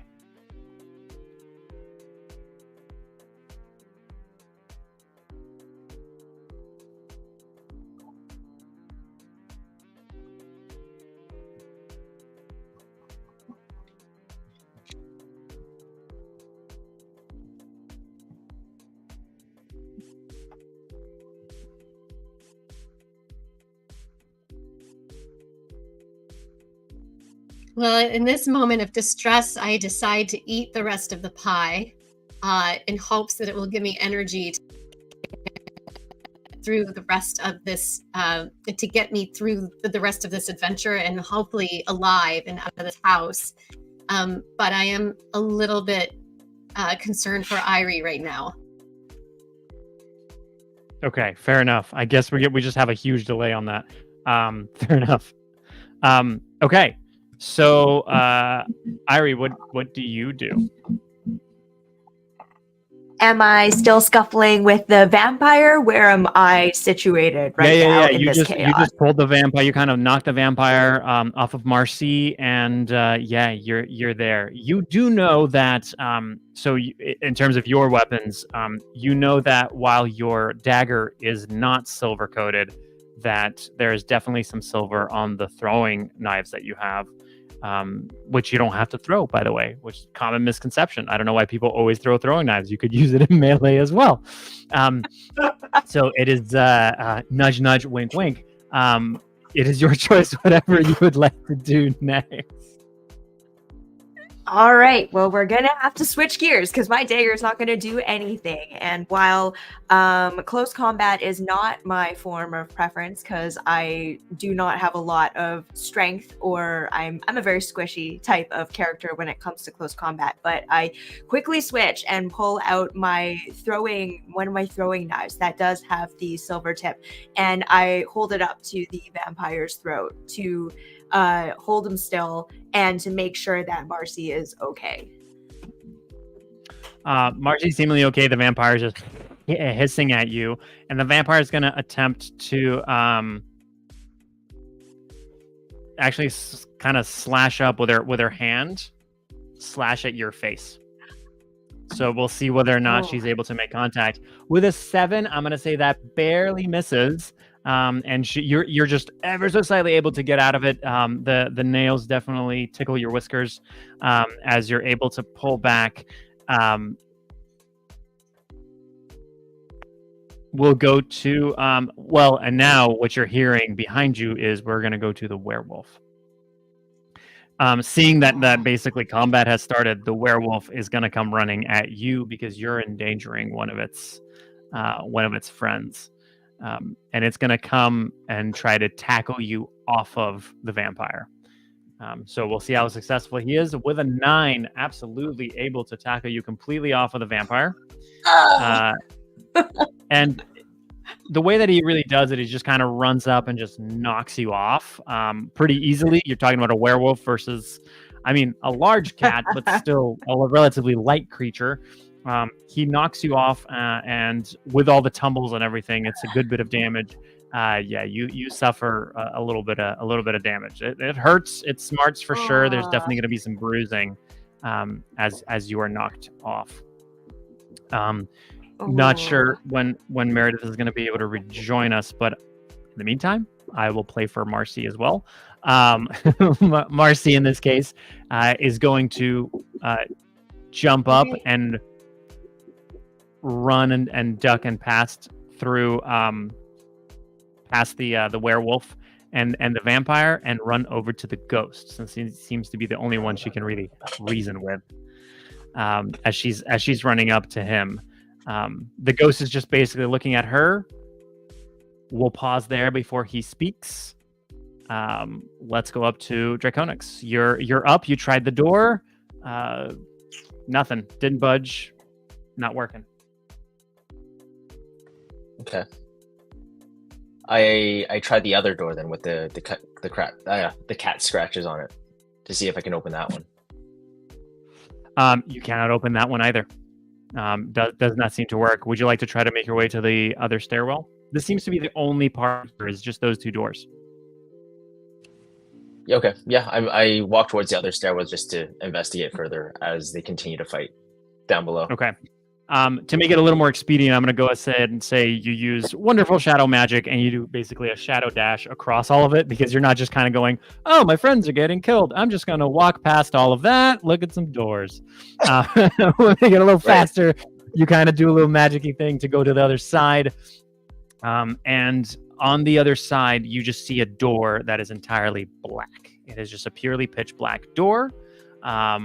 And at that moment, we're going to switch right on back to Marcy. Marcy, you have gotten up, ran past the werewolf. You're now standing in front of the ghost who's staring down at you, seemingly the only non-violent of the 3. What would you like to do? Can you hear me okay? Because I just want to make sure you can hear me. You're great now, yeah. Oh, fantastic. Well, I'm very intimidated by, it's the ghost with the ring? It's the ghost, yes. Well, I just do what I know what to do when it comes to ghosts. I just ran right through that thing. All right. As you run through it, something he didn't quite expect, because most people don't. They're a bit terrified of ghosts. As you run through, you're kind of flailing at this point because you're just going, I'm out of apples. There's a ghost, there's a werewolf, there's a vampire. What is happening? You fling your hand and you actually hit the ring that is on his finger. And as you look around and when you hear the clanking of the ring as it fell to the floor, the ghost is gone. So I pick up the ring naturally, and I'm shocked at that the ghost is just gone, but has left this ring because it seems significant somehow. And I put it in my pocket, and I don't tell the other 2 about it. Okay, let me tell you a little bit about this ring. Please. So you have found, because it was the ghost, you find a black ring with an obsidian stone in it. While you are not privy to a lot of magic, you can feel, even without putting it on, a strong magical essence within this ring. Yeah. Even as you put it into the pocket. Yeah. With that, let us flip on back to Irie. What would you like to do? You just saw that the ghost vanished. You have a, a vampire and a werewolf staring at you. And as a reminder, each one of them is also wearing a ring.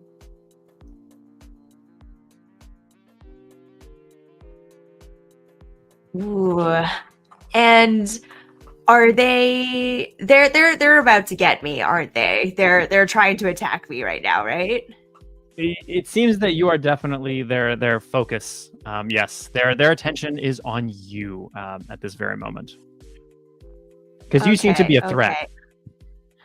Yeah, okay. I'm going to want to create some distance because while I can handle close combat with maybe one of them, I can't handle two. And I prefer to keep a distance. So I'm going to try to get away and use my speed, agility, and stealth to see if I can find some place where I can slip away and remove myself from danger first before I can figure out what my next steps are. Yeah, absolutely doable. You make your way back into that kind of the opening foyer of it all by the door that you came in. That just takes up your movement. You're still welcome to have some sort of an action or do something else. You can try to put something together, throw something at them. Yeah, it's sort of up to you. You're not sure how vampires and werewolves react to poison since all of your weapons are poison tipped. But since you mentioned that, but it's up to you what it is that you want to do. Okay, I'm gonna try to throw something at them in self-defense. So, Okay. knowing that all of my throwing knives have their silver tips. I don't know if the poison has effect on these enemies, but I'm going to throw a few of my knives very quickly at each of them and see what happens. Okay, I'm gonna say that the way, because like you're running back, you're already doing all this. You have enough time to, with two hands, go ahead and throw, and you're gonna throw one at each one of them. I will pull two cards, and we will see which one hits. The first one is gonna be for the vampire, and the other one is gonna be for the werewolf. Oh no! So for the vampire, you got a 4, and for the werewolf, you got a 2. It's just so unlucky. This is not my day. All right. You're just so shocked and you're scared of it because you were in such close quarters, a little bit claustrophobic in that hallway with so many large hulking, like the werewolf and everything else, that you throw it and they completely just they go completely wide and just kind of get stuck in either side of the hallway. Yeah, and now they're staring at you, and the two of them are gonna go run at you. So it's going to be vampire first, is going to come run up and try to basically go for your throat again. Before she swiped you, but now she's going to try to grab you and go for your throat. She grabs you with a 10. Oh my gosh. Guys are going to die. At this point, she grabs. She has not yet bitten. She's just able to grab you. The werewolf, seeing this, is going to turn around to face Marcy, and at this point realize that the ghost is gone, which you see, Marcy, you see on his face there's a little bit of bewilderment, and he's a little bit almost afraid, which is kind of strange for you to think. And he's going to rush at you, and he's going to try to slash you with his claws. With an 8, you are a tiny, nimble creature. He misses. By the way, 9 and above was a hit. Same thing for you, by the way, Irie. It was 9 and above something was going to happen. So ever so barely, you're able to duck under the swipe of the claw. And we're going to take a brief little pause in this craziness of combat and go to our friend Draconix, who's just checking out doors upstairs, because, why not? You're standing in front of this black door that is right in front of you. What would you like to do? By the way, you're hearing the entirety of combat downstairs. You put your hand on the door. It feels warm. It feels warm and like there's a give. And here's the interesting thing that you notice about this door and all of the others. There are no actual doorknobs. But as you put your hand on this feels warm and like it has a little bit of give. Like if you really put just a little bit of effort into pushing it open, it would probably push right open. I push the door. You push open the door. Push it as hard as I can. Mm-hmm. Good. The door swings open, and in front of you is a dark room. A little further, it seems like there's a trick of the light or something strange, as if this room is nearly pitch black and appears so much bigger than what it would seem like this house could actually handle. And way further, as you're seeing, there is a figure. There is a hooded figure in green, in just a kind of almost a spotlight, where it seems to be sitting on the ground, way further ahead. No reaction, nothing at this point. It is your choice whether or not you'd like to enter the room or not. I stealthily enter the room and walk towards the figure. Okay. As stealthy as I can. As soon as you step in, you feel the door behind you close. Right? And that light go away. And in that kind of scary movie moment thing of where they cut up to where it's not the gentle rise of the figure, it's almost like a skip of like all of a sudden the figure comes up into standing, and then all of a sudden you come face to face with this figure. I'll show you the figure in a second, but what would you like to do? Do I recognize this figure? Have I seen it? Is it something that is tied to, I guess, my past or my history with the Shadow Realm? We're going to go with definitely. This figure looks incredibly familiar to you. Let me pull it up.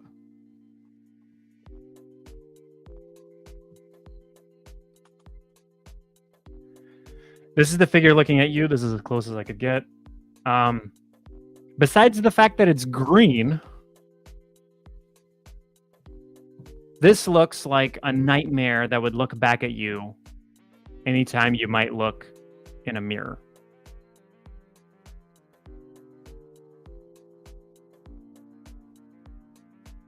Okay.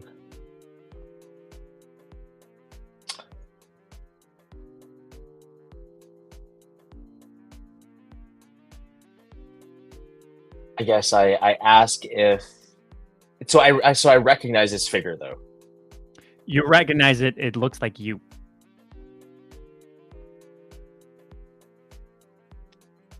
Okay. So Except if I that recognize this figure, green, then yeah. it's okay. So it's green. So it's like I recognize it, but it's slightly different. Right, like it looks like you would look, except that if most everything about you was the opposite. So the colors where you would always wear red are now seemingly green. The places where, well, you wouldn't smile, you're a demon prince. But it seems to be this counter side of you that you're interacting with. Okay. I try to talk to the figure. I ask, who are you? You are who, says the figure.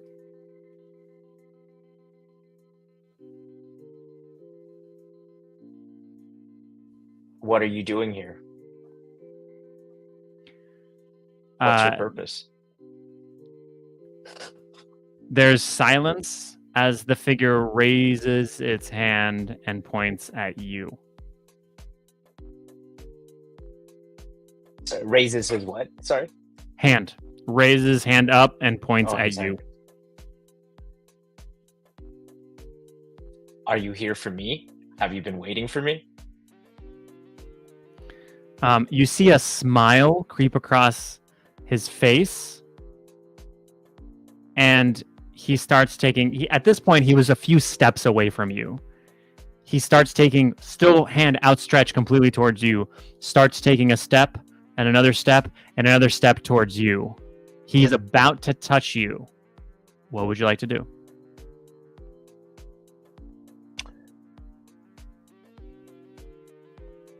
I pull out my dagger and I take 2 steps back and tell it to stop and to answer my questions. Okay. You take a step back, a second. Oh, you can't even take. You take a half step back as your back comes completely back to the door through which you just entered. The figure does not stop. It is still going straight at you, speeding up ever so slightly to try and touch you. And you can now see very much so that the figure's hand is not going for your face. It's not going for your shoulder. It is definitely going for where you anatomically would presume is a demon prince's heart. And and the door won't open, right? The door is like shut, and there's no way out.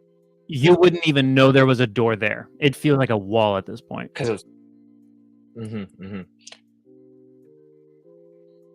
I dash to my left side, trying to move along the wall and stay my distance away from the figure.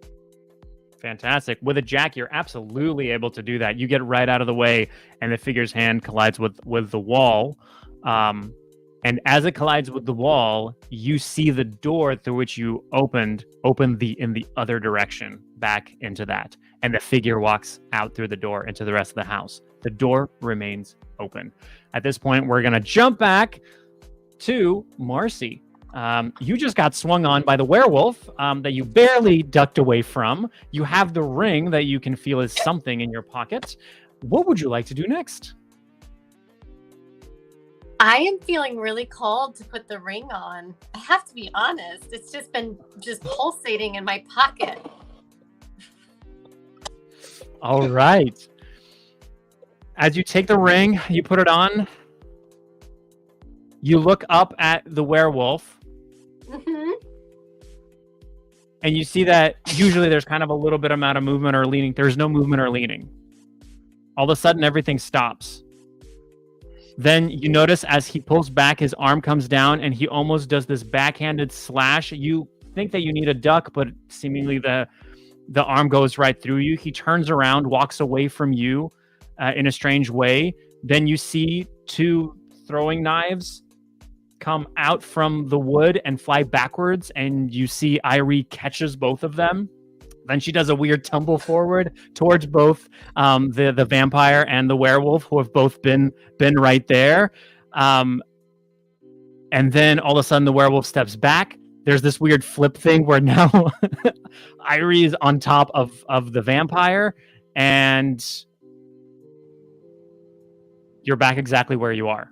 It seems that things resume, and all of a sudden, perhaps things have slightly reversed into where they are. You are now seeing what you previously saw a little while ago from a different perspective. Before, you were laying on the floor next to the vampire, but now you're seeing that Irie is sitting clutching on top of the vampire, about to slash it, and there's a werewolf walking towards her, about to knock her off of the vampire.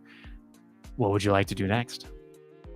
Well, now that I know that I can go back in time a little bit and see things from a different perspective, I think I need to take the ring off and then put it back on again and just reverse things until I can figure out how to make a game plan to move forward and stop all of it from happening.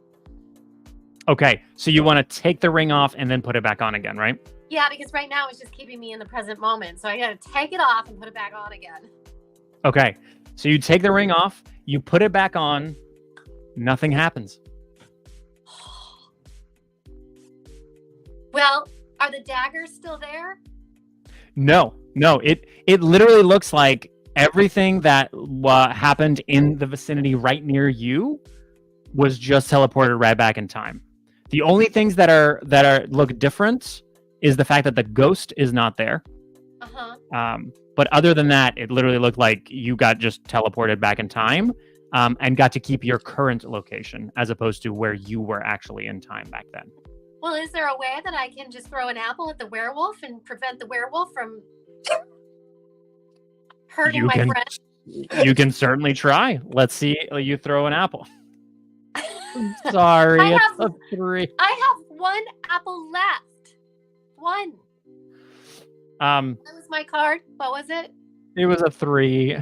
Oh, man. So what we'll say is, what you do is you throw the apple to try to hit the werewolf. You miss the werewolf, but because it hits the ceiling, all of a sudden the werewolf looks down and realizes you're not on the floor, where you just were a millisecond ago from what he thought. And the apple came from behind him, so he turns around and he looks at you. There's not going to be an action from him right now. Irie, what would you like to do? You're on top of this vampire. Yeah. Do I have an opportunity to slay the vampire and take it down to just the werewolf? Absolutely. I'm going to make do an so? attempt to slay the vampire. Yes, Okay. please. Let's see if I'm luckier this time. 10. Yay! Just like what the vampire had on you. Okay, with that 10, you're able to. Do you want to describe how you want to slay the vampire? I'm going to slit its throat. It was going for mine. I'm going for yours. All right. Fair enough. You go right in. Vengeance You will do be that. mine. What's really interesting is that when you slit its throat, you expect there to be blood. You expect there to be something gruesome, but that's not at all what happens. You find something completely different. As you do that, what escapes from the vampire is this kind of white smoke that comes out, and you're not quite sure what to make of it as you watch the vampire disintegrate further and further and further as this white smoke seemingly takes all of it away and evaporates. And you hear a little ding as a ring falls to the ground. As you look at the ring, this is what you see. You see a ring with a large white pearl that sits in it, and it is being surrounded with this swirling white smoke. What would you like to do? I want to put it on. Did I witness what Marcy witnessed, or was that just something that Marcy experienced when she put on the ring? Yeah, from your perspective, Marcy was next to you on the ground, and in a millisecond, gone. You have no idea what happened, but it kind of in the heat of combat, you're going, I don't really care. I'm just trying to figure this out. Okay. I want to put on this ring. I'm curious about what magical properties it has. Okay. You put on this ring, and we're going to come right back to you and see what you experience with the ring. We're going to next go to our friend in the dark room who just had a green copy of him walk outside. Draconix, you're in the room. You just watched almost a mirror image of you, except green, walk out. What would you like to do?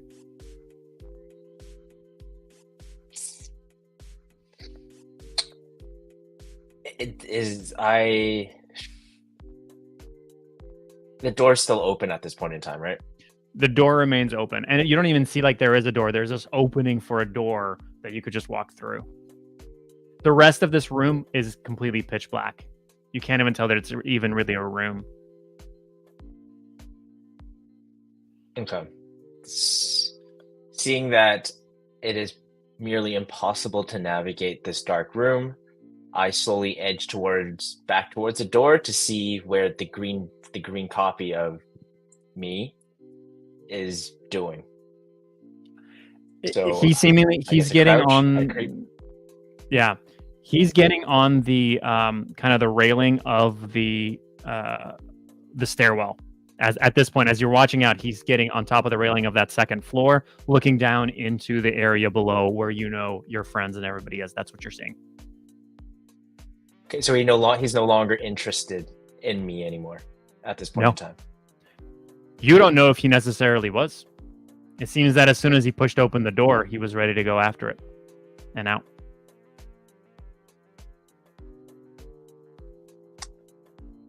Okay. Is the door does the door seem to stay open, or is it it seems completely open. It's not closing. It seems to be completely open. Yeah. You have no indication that it's going to close anytime soon. It doesn't seem like it's creaking in or anything. Yeah. Okay. Seeing it's no longer disinterested, now peeking through the door of the black room, I decide to venture back into the room to further explore the room to see what else I can find. I guess I start along the edge of the room and go down to Yeah. to further The explore. room, honestly, is like just a void of darkness, feeling like almost an endless void of pure black darkness. That's saying something, especially since you're looking through it from the shadow realm. It doesn't even seem to obey the laws of physics of a normal room. It is just pure black. It seems that the only purpose of this room that you can ascertain was to keep this creature, whatever was inside. Oh, okay. So see that there isn't much I can do with this room. I walk back, or I creep back towards the door, towards the hallway, and at this point in time, is the creature still staring over the staircase? Yeah, the railing. So as you make that swoop as you're back, the creature has been observing this entire time, and we're gonna come back to Marcy. So Marcy, you are standing there. You're still you took the ring off, you put it back on. You're kind of going, this makes no sense. It just worked. What is happening? The werewolf is now turning around and looking at you. The werewolf starts walking towards you to make an attack. Even though you missed it with the apple, it becomes frustrated. It thinks you are an easy target. As it is approaching you, we're gonna pull a card and see. Oh no. Well, at least it didn't happen to any of you. As it is approaching you to seemingly make a strike, I pulled a 2. You hear the creak of a railing above you, and you see a green figure as it topples down, and it looked like it maybe tried to make some kind of a strike or something, but it did very much like a belly flop, like flailing, not able to grab anything, and falls right on top of the werewolf. That's what you get with a 2. It's the lowest you could do. It's like the worst thing that can possibly happen. So you're standing there. You just feel like you went backwards in time, however many seconds. You try to put the ring on and off again. A werewolf is coming towards you, and a green figure falls down and topples on top of the werewolf. And there's a werewolf and a green figure that looks kind of similar to the red guy you just met, but you don't really know because you were looking at the dress. There's a lot going on, Marcy. Yeah. What would you like to do next? Well, should I be worried about the green guy? You don't know who the green guy is. He looks familiar, but you know the other guy probably didn't do a word. You know the other guy changed shapes into a cat, but you didn't see him change colors. I think that this is a moment to just seize the day and take advantage of the opportunity. I mean, I was just about to get mauled by a werewolf, and then this green thing falls out of the air and collapses on top of it, like belly flops it. I think I just need to make a run for it. Okay. I mean, that's what I do best. That's fair. So in front of you, at this point, running forward into the hallway and out the front door is not really an option because that's right where those two are. The only way you can make a run for it is you can run up the stairs behind you. When I don't really know where that leads to, do I? You don't at this point. You know that Draconix went up there. You don't know what happened to him. Maybe the green thing killed him or something. You have no idea what happened up there. And the green thing just fell from that space, right? Yeah. It fell from one side. You could run to the other side. So yeah. And is there a window that I could just jump out of? It's very high up there. It's one of those where the windows are way above the stairs. Yeah. I think what I need to do is go up those stairs. I mean, I really don't have any other choice because what happens if the werewolf breaks free? Fair. All right. You run up the stairs. You go to the other side because you don't want to go to where the green thing fell from. And as you come up, you glance over to the other side. You see an open, dark door. You go, that's kind of weird. And you look at two doors in front of you. There's one that has cat scratches all over it. And there is another one that has a weird kind of moldy, strange apple. You're a connoisseur of apples. You know, that doesn't look like a really good apple. That looks like a bad apple. That doesn't fall far from the tree. I think I'm going to go through the cat scratch door. You try to push it. Nothing happens. Okay, so then I'm gonna go into the other door because I want to hide from the werewolf. All right. The moldy one. The moldy one. All right. You push that door. The door swings open, and given that you're a lover, it's definitely apple wood. So that's what the door is made of. Absolutely 100%. Yeah. It opens. It feels maybe a little bit inviting, but unsure. And we'll get to right back to what you see inside as we jump to Irie as she puts on the white ring. So you're putting on this white ring. And for a moment, everything freezes. You're looking around, and all of a sudden, you see kind of wisps. You see these two, the werewolf and this green figure in front of you, and you see 5 kind of wispy white smoke versions of this green figure get up. One of them starts getting into combat with another kind of white version of the werewolf. Another one of them runs down the hallway past you, and as you're seeing, it grabs a smoke figure of you. You see another one run up the stairs, another one run into a doorway. You're noticing that you're seeing a bunch of different versions of these things that are happening around you, and even a few versions of you as they're coming from you and starting to interact in a variety of ways. Is there anything you would like to focus on or do next? Oh, I want to take a look at what my character, the ghost version of my character, is doing and follow them and see where it leads me. Okay. So you, at this point, you see 3 versions of you. There's one version that's being chased down and grabbed by the smoke version of the green figure. There's one that is running up to stab the werewolf. And there's another one that is leaping over the werewolf to run up the stairs. Which one would you like to follow? I like to go up the stairs. I think I've had enough combat for the day. I'm not built for this. I'm going to go up the stairs and explore what I haven't seen yet in this mansion. Okay. You run up the stairs after the smoke figure. You see the smoke figure going up as it goes to the left-hand side. It runs up and then vanishes. And as you look back, you notice that all of the others also vanished. And then a second goes by and you see everything restart. Again, 5 figures of the green figure come up. That you see 3 versions of you running in those things. And then you just keep on seeing this sort of loop of just several seconds of all of these things that are sort of happening. Interesting. Okay. Top of the stairs now. Am I facing what's at the top of the stairs? Would that be the doors? You don't know. You actually, you try to look and it just looks blurry and it doesn't make sense to you and you don't understand it. Okay. It sounds really confusing. I'm going to take off the ring because it's messing with my head and I don't really know what's going on. So then I can see clearly and figure out where I am in the mansion. Great. As soon as you take off the ring, you find yourself exactly where you were before you went up the stairs. Like your physical body, it feels, has not actually moved that entire time. You now realize that you're exactly where you were. And what would you like to do next? You see the 2 figures are there, and one of them is the green figure is starting to move and get up. Okay, I'm running up the stairs. I'm not staying there. Okay. I don't want any more fighting. I'm gonna run up the stairs and see where they lead me. Great. You run up the stairs, and at that point, we're gonna switch over to. I love the way you guys split it up into 3 different things that I have to do instead of just all sticking together. But it is as it is. You're running up the stairs, Draconix. You just saw the green figure.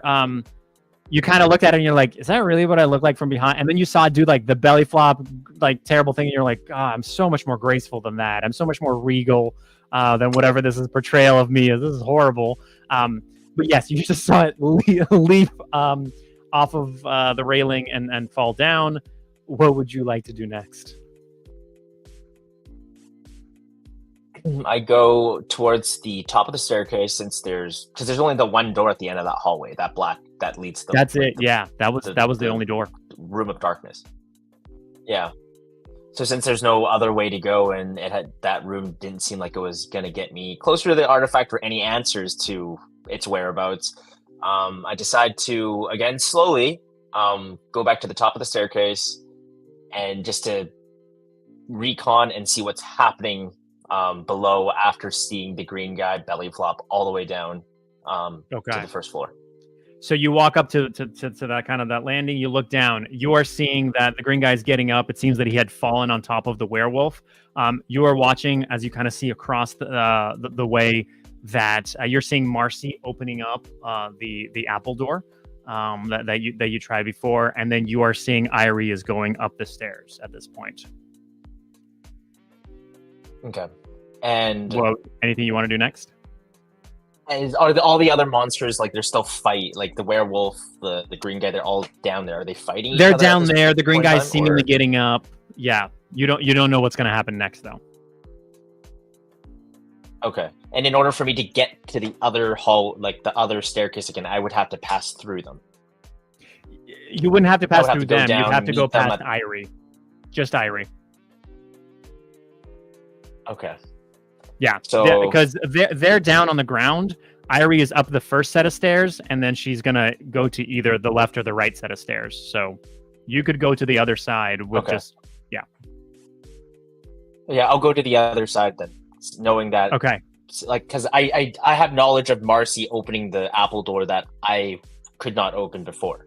Right. Yes, you did see that. So at this point, I'll kind of reunite the two of you. So Irie, as you're kind of coming up the stairs, Draconix is kind of coming down. You reunite, and you're like, oh, we got to go this way. Okay, and you go up.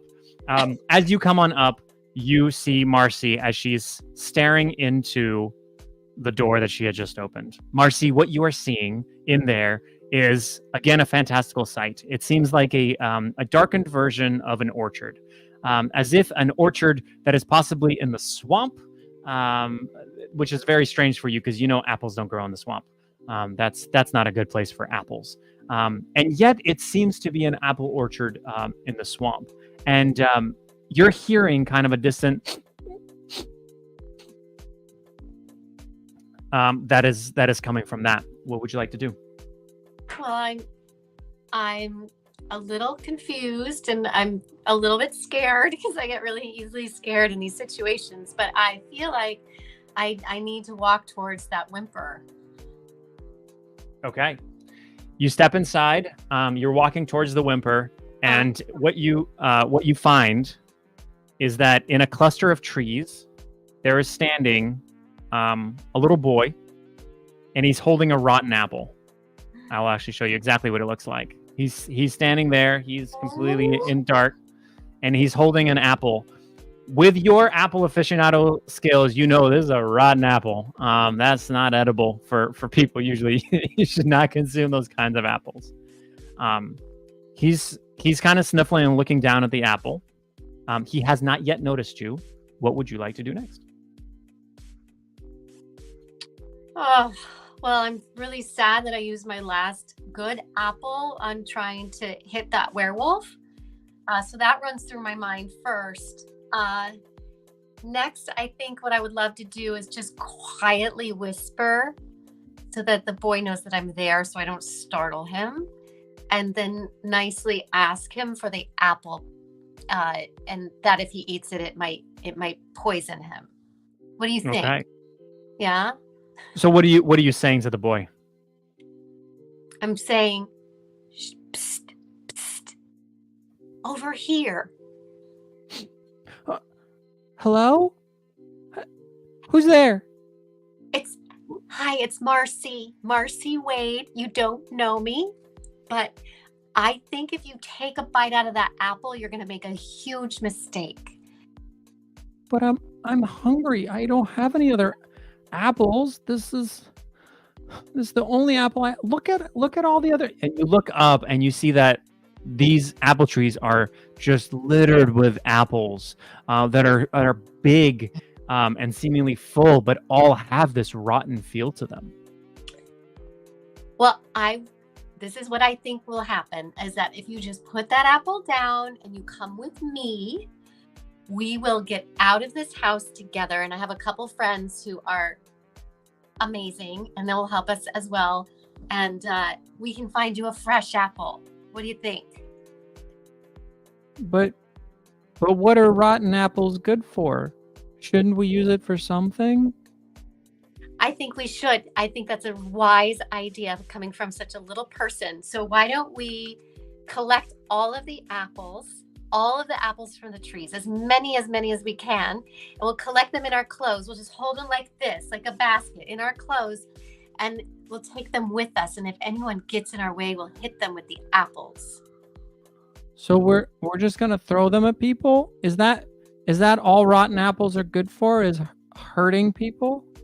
Well, I think that it's good for hurting people, and I think that we can trick people into eating them. Those people who are not very kind, that is. Oh, okay.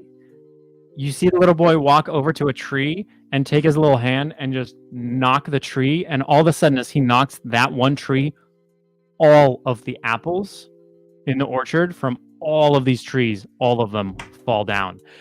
I will say that the vast majority of them splatter because they're rotten apples and they don't survive that. But yeah, you can definitely collect probably a good, 20, 30 apples if you would like that are rotten that are still very throwable. Okay, well, I think we're going to do what we can with what we have. Yes? Okay. You collect up the apples and you walk out of the room. All right, back to Irie and Draconix. You watched Marcy walk in with no apples and come out with questionable fruit and a little emo boy, which is okay. Not sure what that's all about. And then as you look back, you notice that the green figure and that the werewolf, that they are grasping onto each other, and that they're holding, and that they are in battle. What would you like to do next?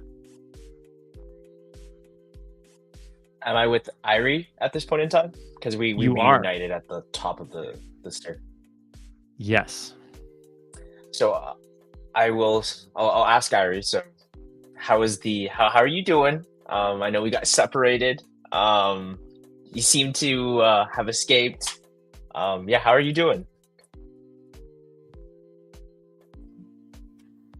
I barely escaped with my life, and I don't know what's happening. That figure down there looks a lot like you, and I don't know is that something that we need to be dealing with down there? Is he a friend? I've never met him before.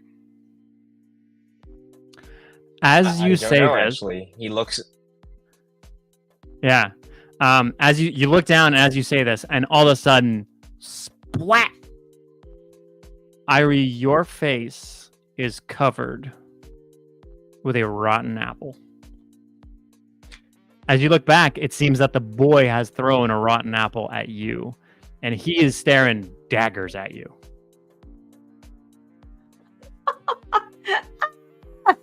Oh no!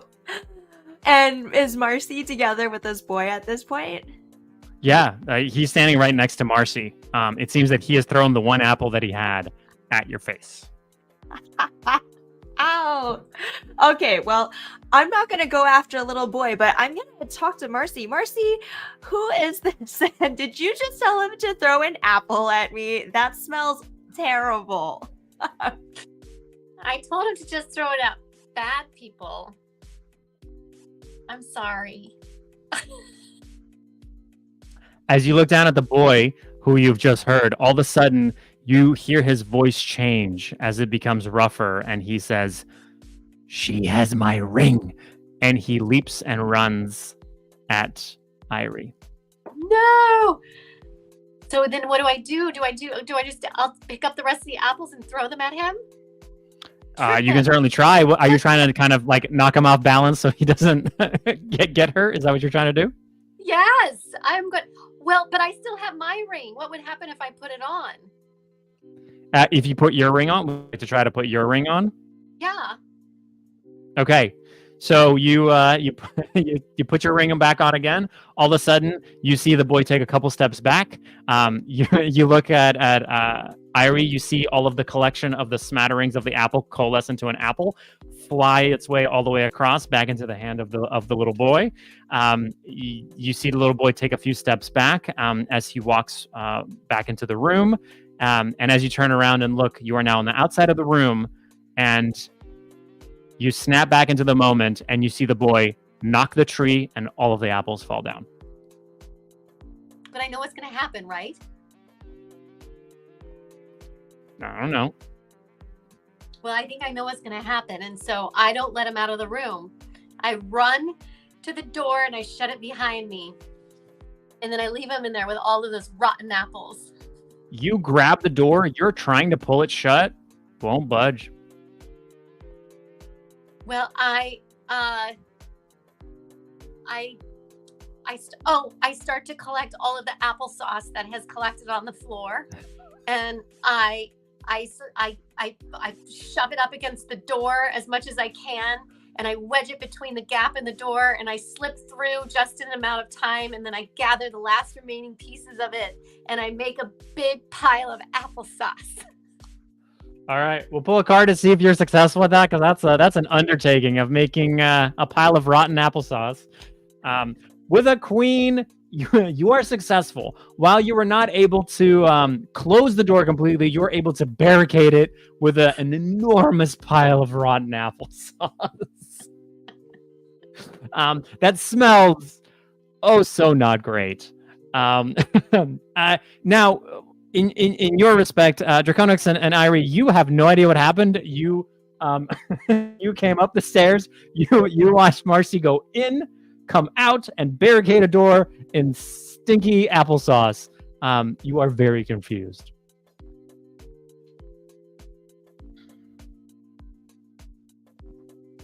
Oh, and now I guess we're reunited at this point. You're hearing some sort of a battle still going on downstairs of something. You're not quite sure what it is. There's some rumblings between the werewolf and the other figure. Okay. All right. Well, I guess now that we're all together, let's regroup and figure out what's happening. Do we need to deal with or figure out what's happening with the battle between that green mysterious figure and the werewolf? I feel like eventually we have to, because we're going to have to get out of this space, but there is one more door that is unopened. So should we actually look into that first? Maybe I'll have some answers for us in trying to figure out how to defeat this green version of me that I have no idea how to defeat right now. And where's the third ring? What do you mean when you say the third ring? I think the werewolf still has it. Oh, the werewolf still has it? Yeah, the werewolf still has it, yeah. So maybe we would need it, but at the same time, I guess we need to decide if we should be fighting the green guy and the werewolf while they're distracted with each other, or should we wait till one destroys the other before we engage, so that we only need to kill one more monster, not two.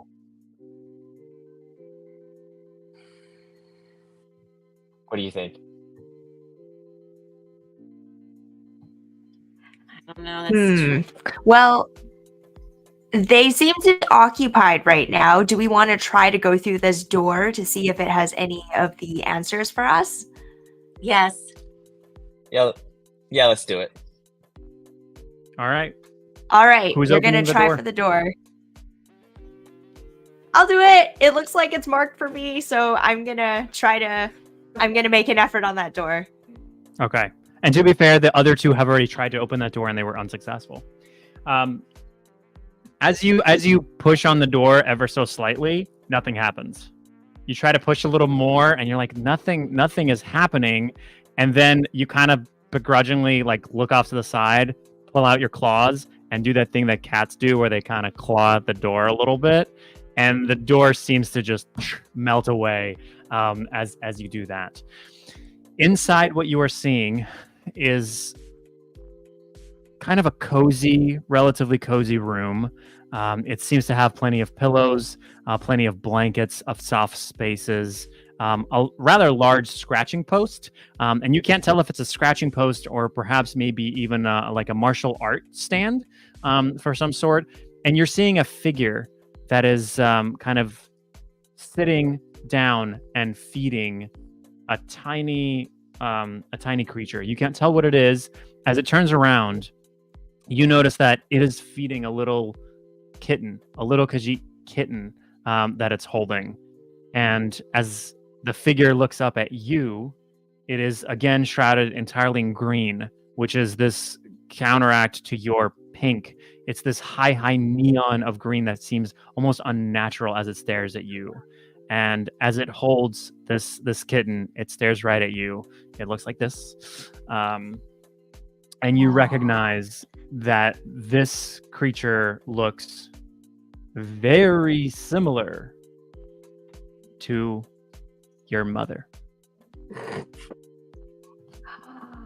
Oh my gosh. Oh, okay. Because my mother passed when I was very young, I never had the opportunity to talk to her. And growing up as an orphan, I've always wanted to have a conversation with my parents. And even though I'm on edge, I don't know if it's safe or not to approach, I decide to approach my shadow mother and engage her in conversation. Okay.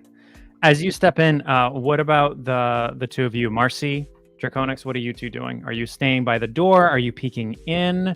Are you stepping in? I think we're stepping in personally, don't you? Yeah. Because we've been broken Yeah, up. Okay.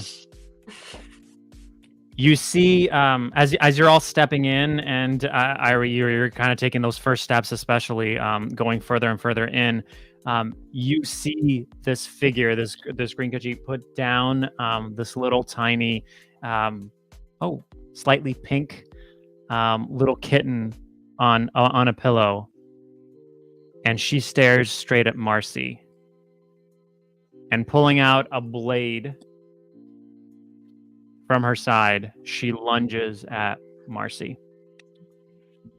And seemingly, specifically lunging at her hand. What would you like to do?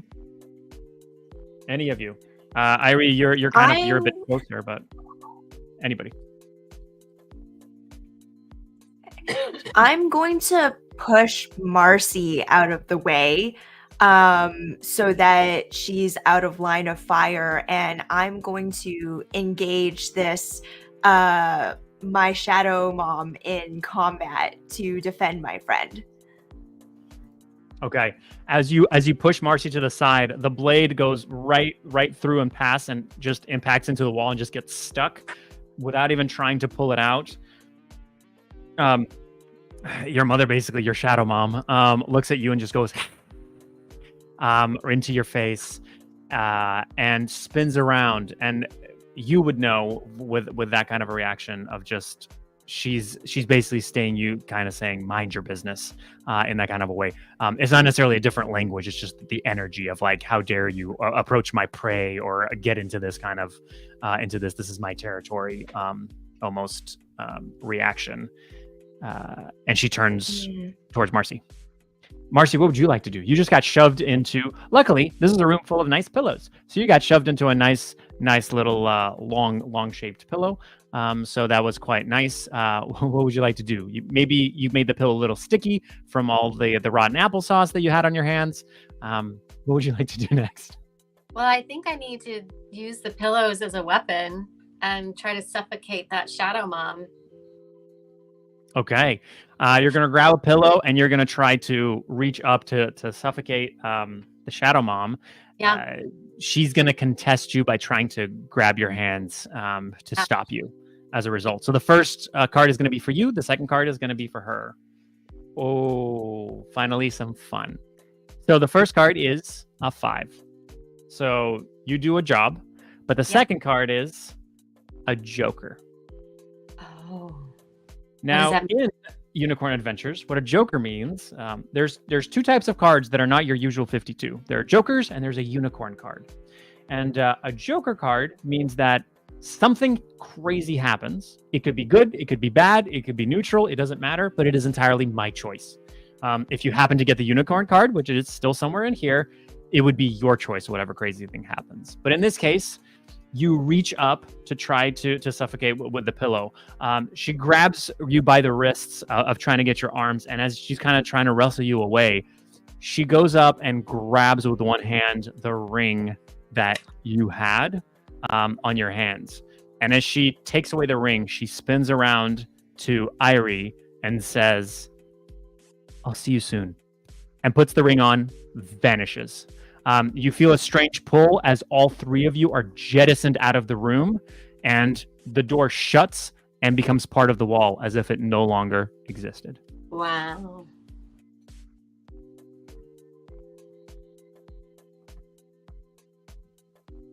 Oh no! What would you like to do next? You're next to a sticky pile of applesauce, barring the door. You're still hearing that there's something going on downstairs, and it seems that the growling is intensifying.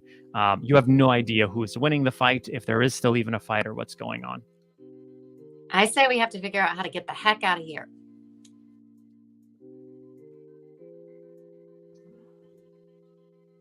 Yeah, I guess we will have to decide how to figure out to engage in the two monsters downstairs.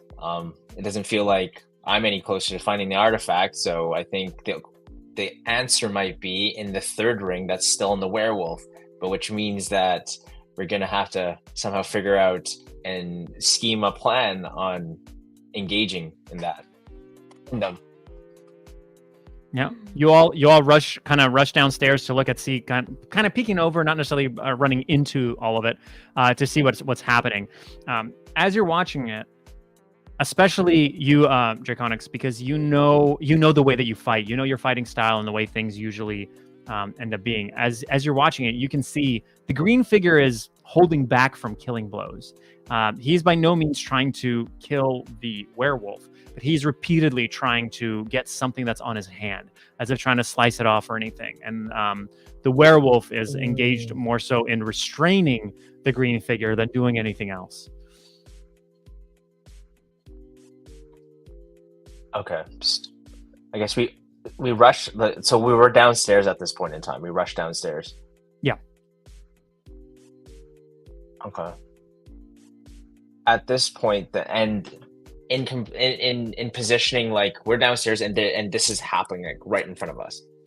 Right. Yeah. And they seemingly are not.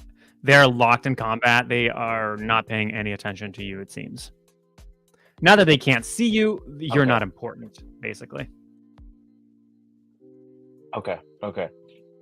I guess I rush, or I walk towards them fighting, or I kind of sneak around or try to be as stealthy as I can as they're engaging each other to see how close I can get to the werewolf's hand where the ring is on.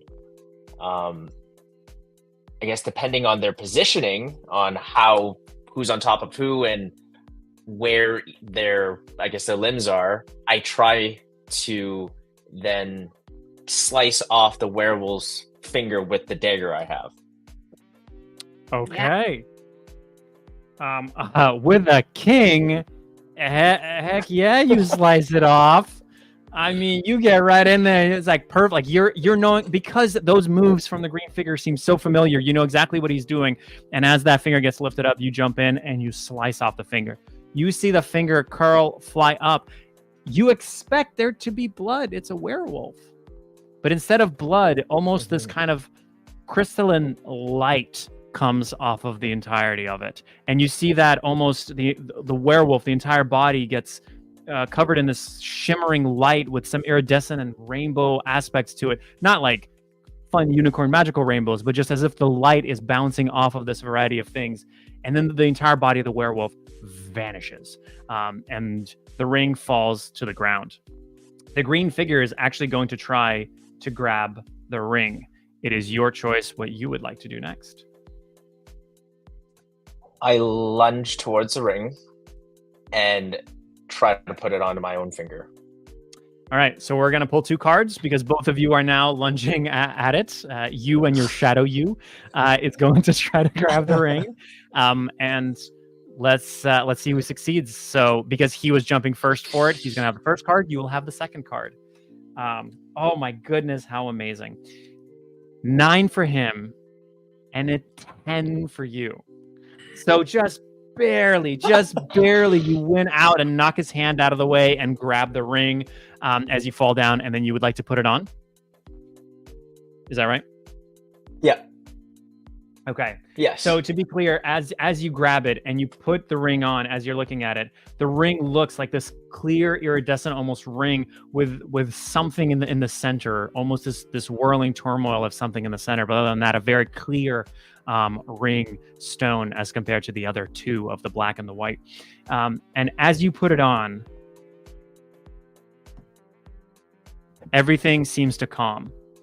And interestingly enough, you feel yourself completely and utterly calm.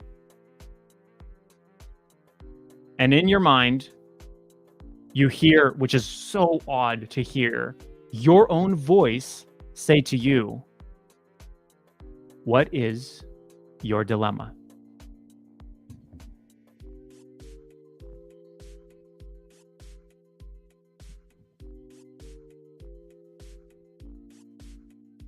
What is my dilemma is figuring out what freedom means to me. Am I supposed to answer the question in that moment? If you'd like to, what does freedom mean to you?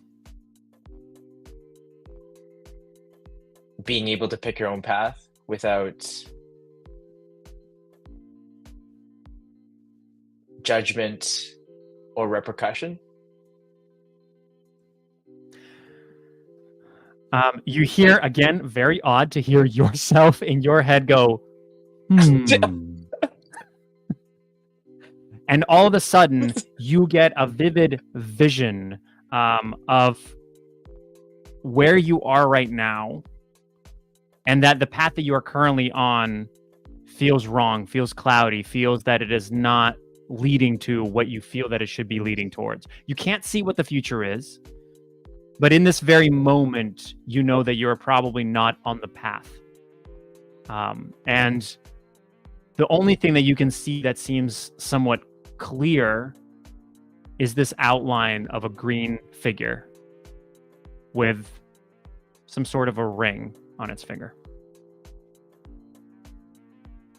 And in that moment, you spring right back to where you are, and you see a very familiar green figure in front of you.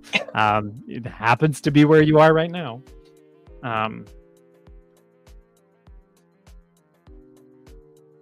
He's not grasping at your hand at this point, but as you're looking at him and his face that you can actually now see, before it was kind of hidden by the hood, it seems to be a little bit more decayed. It seems to be like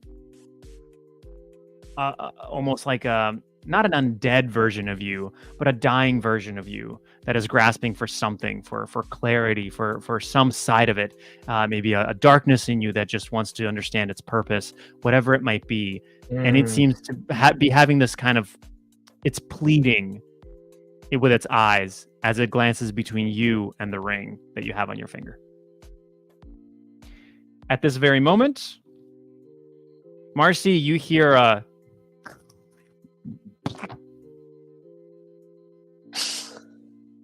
That's it. You just hear that from upstairs. Did the little boy get out from the apple barricade? You can't see from where you are. You're more downstairs. You'd have to run upstairs. You are the only one that saw it, Irie, just because Draconix is a friend. You were kind of a little bit more invested in that exact moment, and you were a little bit closer to the engagement. You did not hear anything. But Marcy, would you like to do anything at this point? I'm gonna say no. I'm gonna say I want to stay with my friends here. And if I leave, then there's that's just gonna jeopardize all of us getting the job done, and it could cause a whole lot of problems. But I'm aware of it, so there's that. What do you All right. what do you think? Well, at this point, we're going to go right back to Draconix. So you see that version of you looking at you. What would you like to do?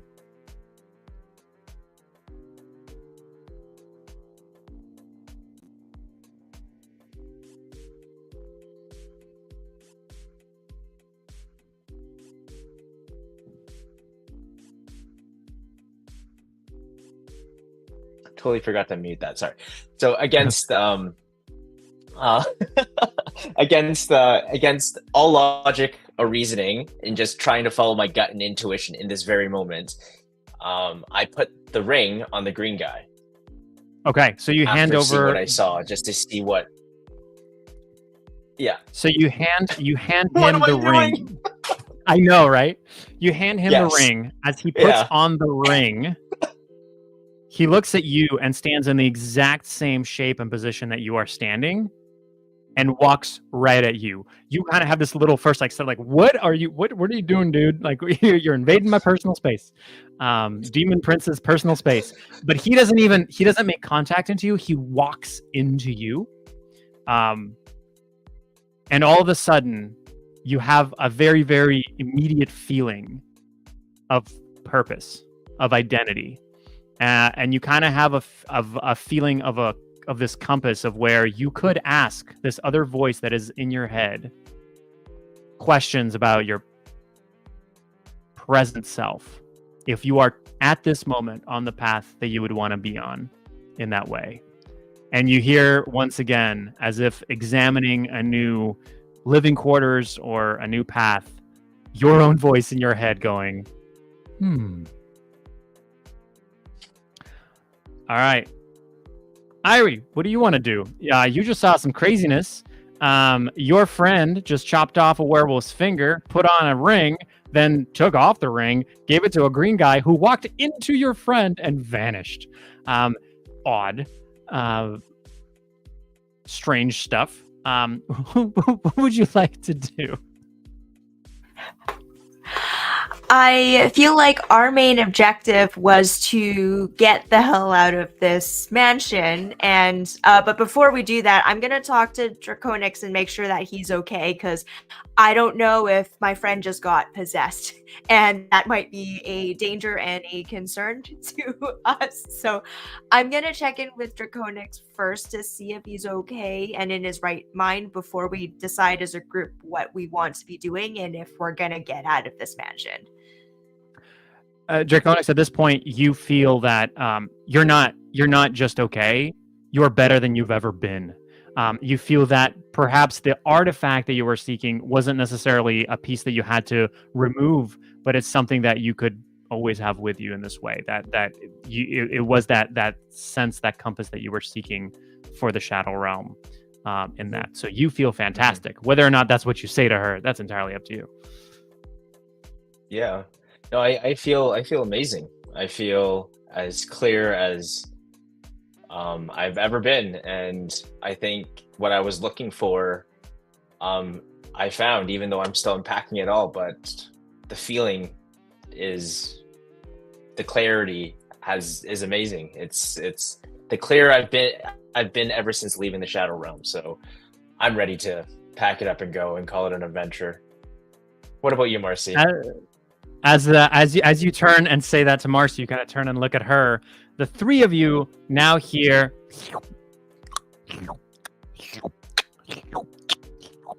as descending down the stairs is a little boy, emo boy, that is completely covered in rotten applesauce, as he is slopping his way down the steps towards you. He seems like he is staring at Ari and he's looking right at her. What do you guys want to do? Well, I think we make eye contact with each other. I will hold back just a little bit.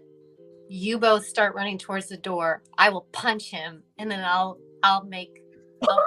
start running towards the door, And then you have that door open for me so I can get the hell out of there, and then we just slam it shut and we keep them in there. And then run down the street.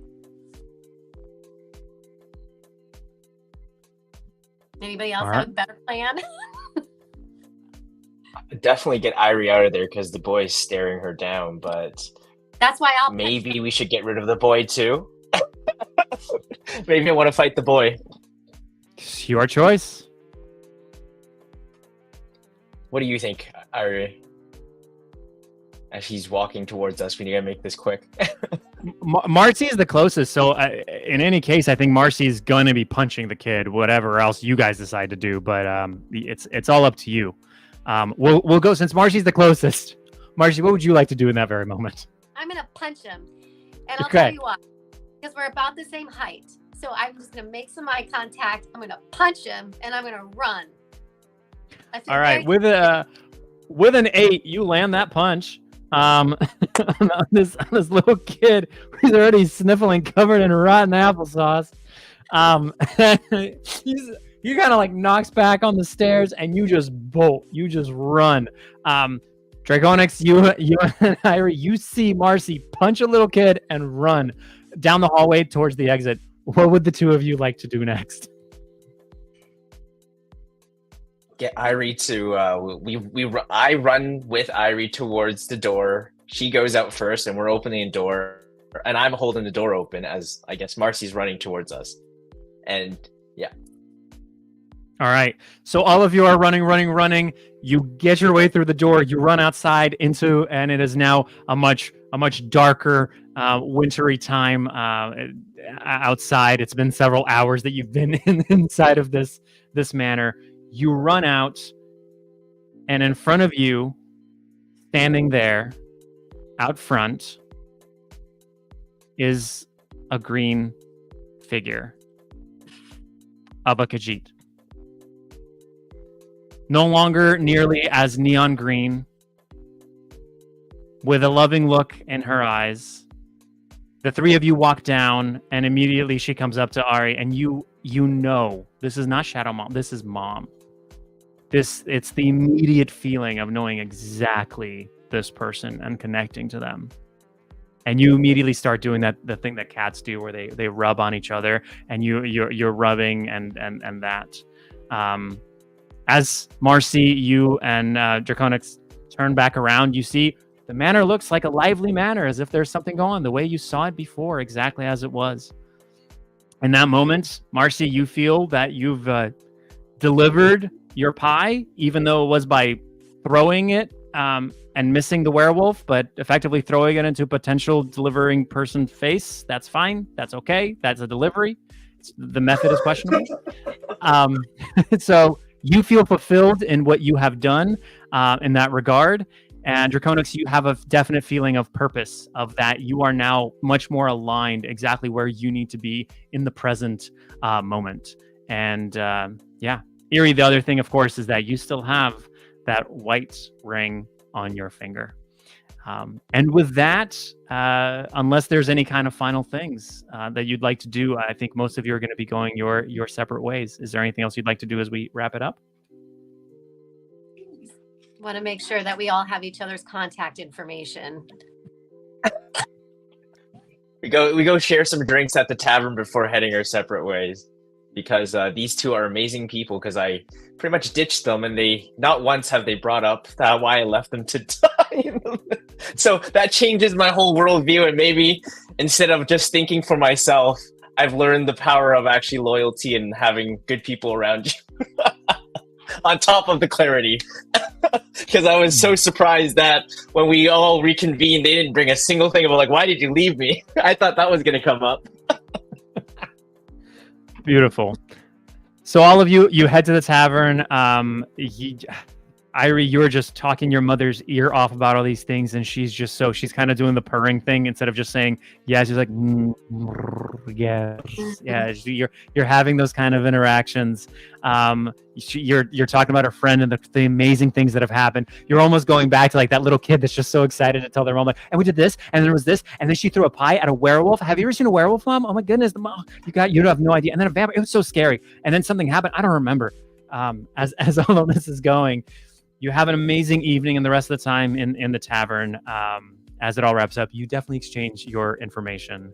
And as the evening comes to a close is where we're gonna finish off and end this Christmas episode of Unicorn Adventures. So thank you all for playing. Thank you everybody else for listening. And we will end it right there. As a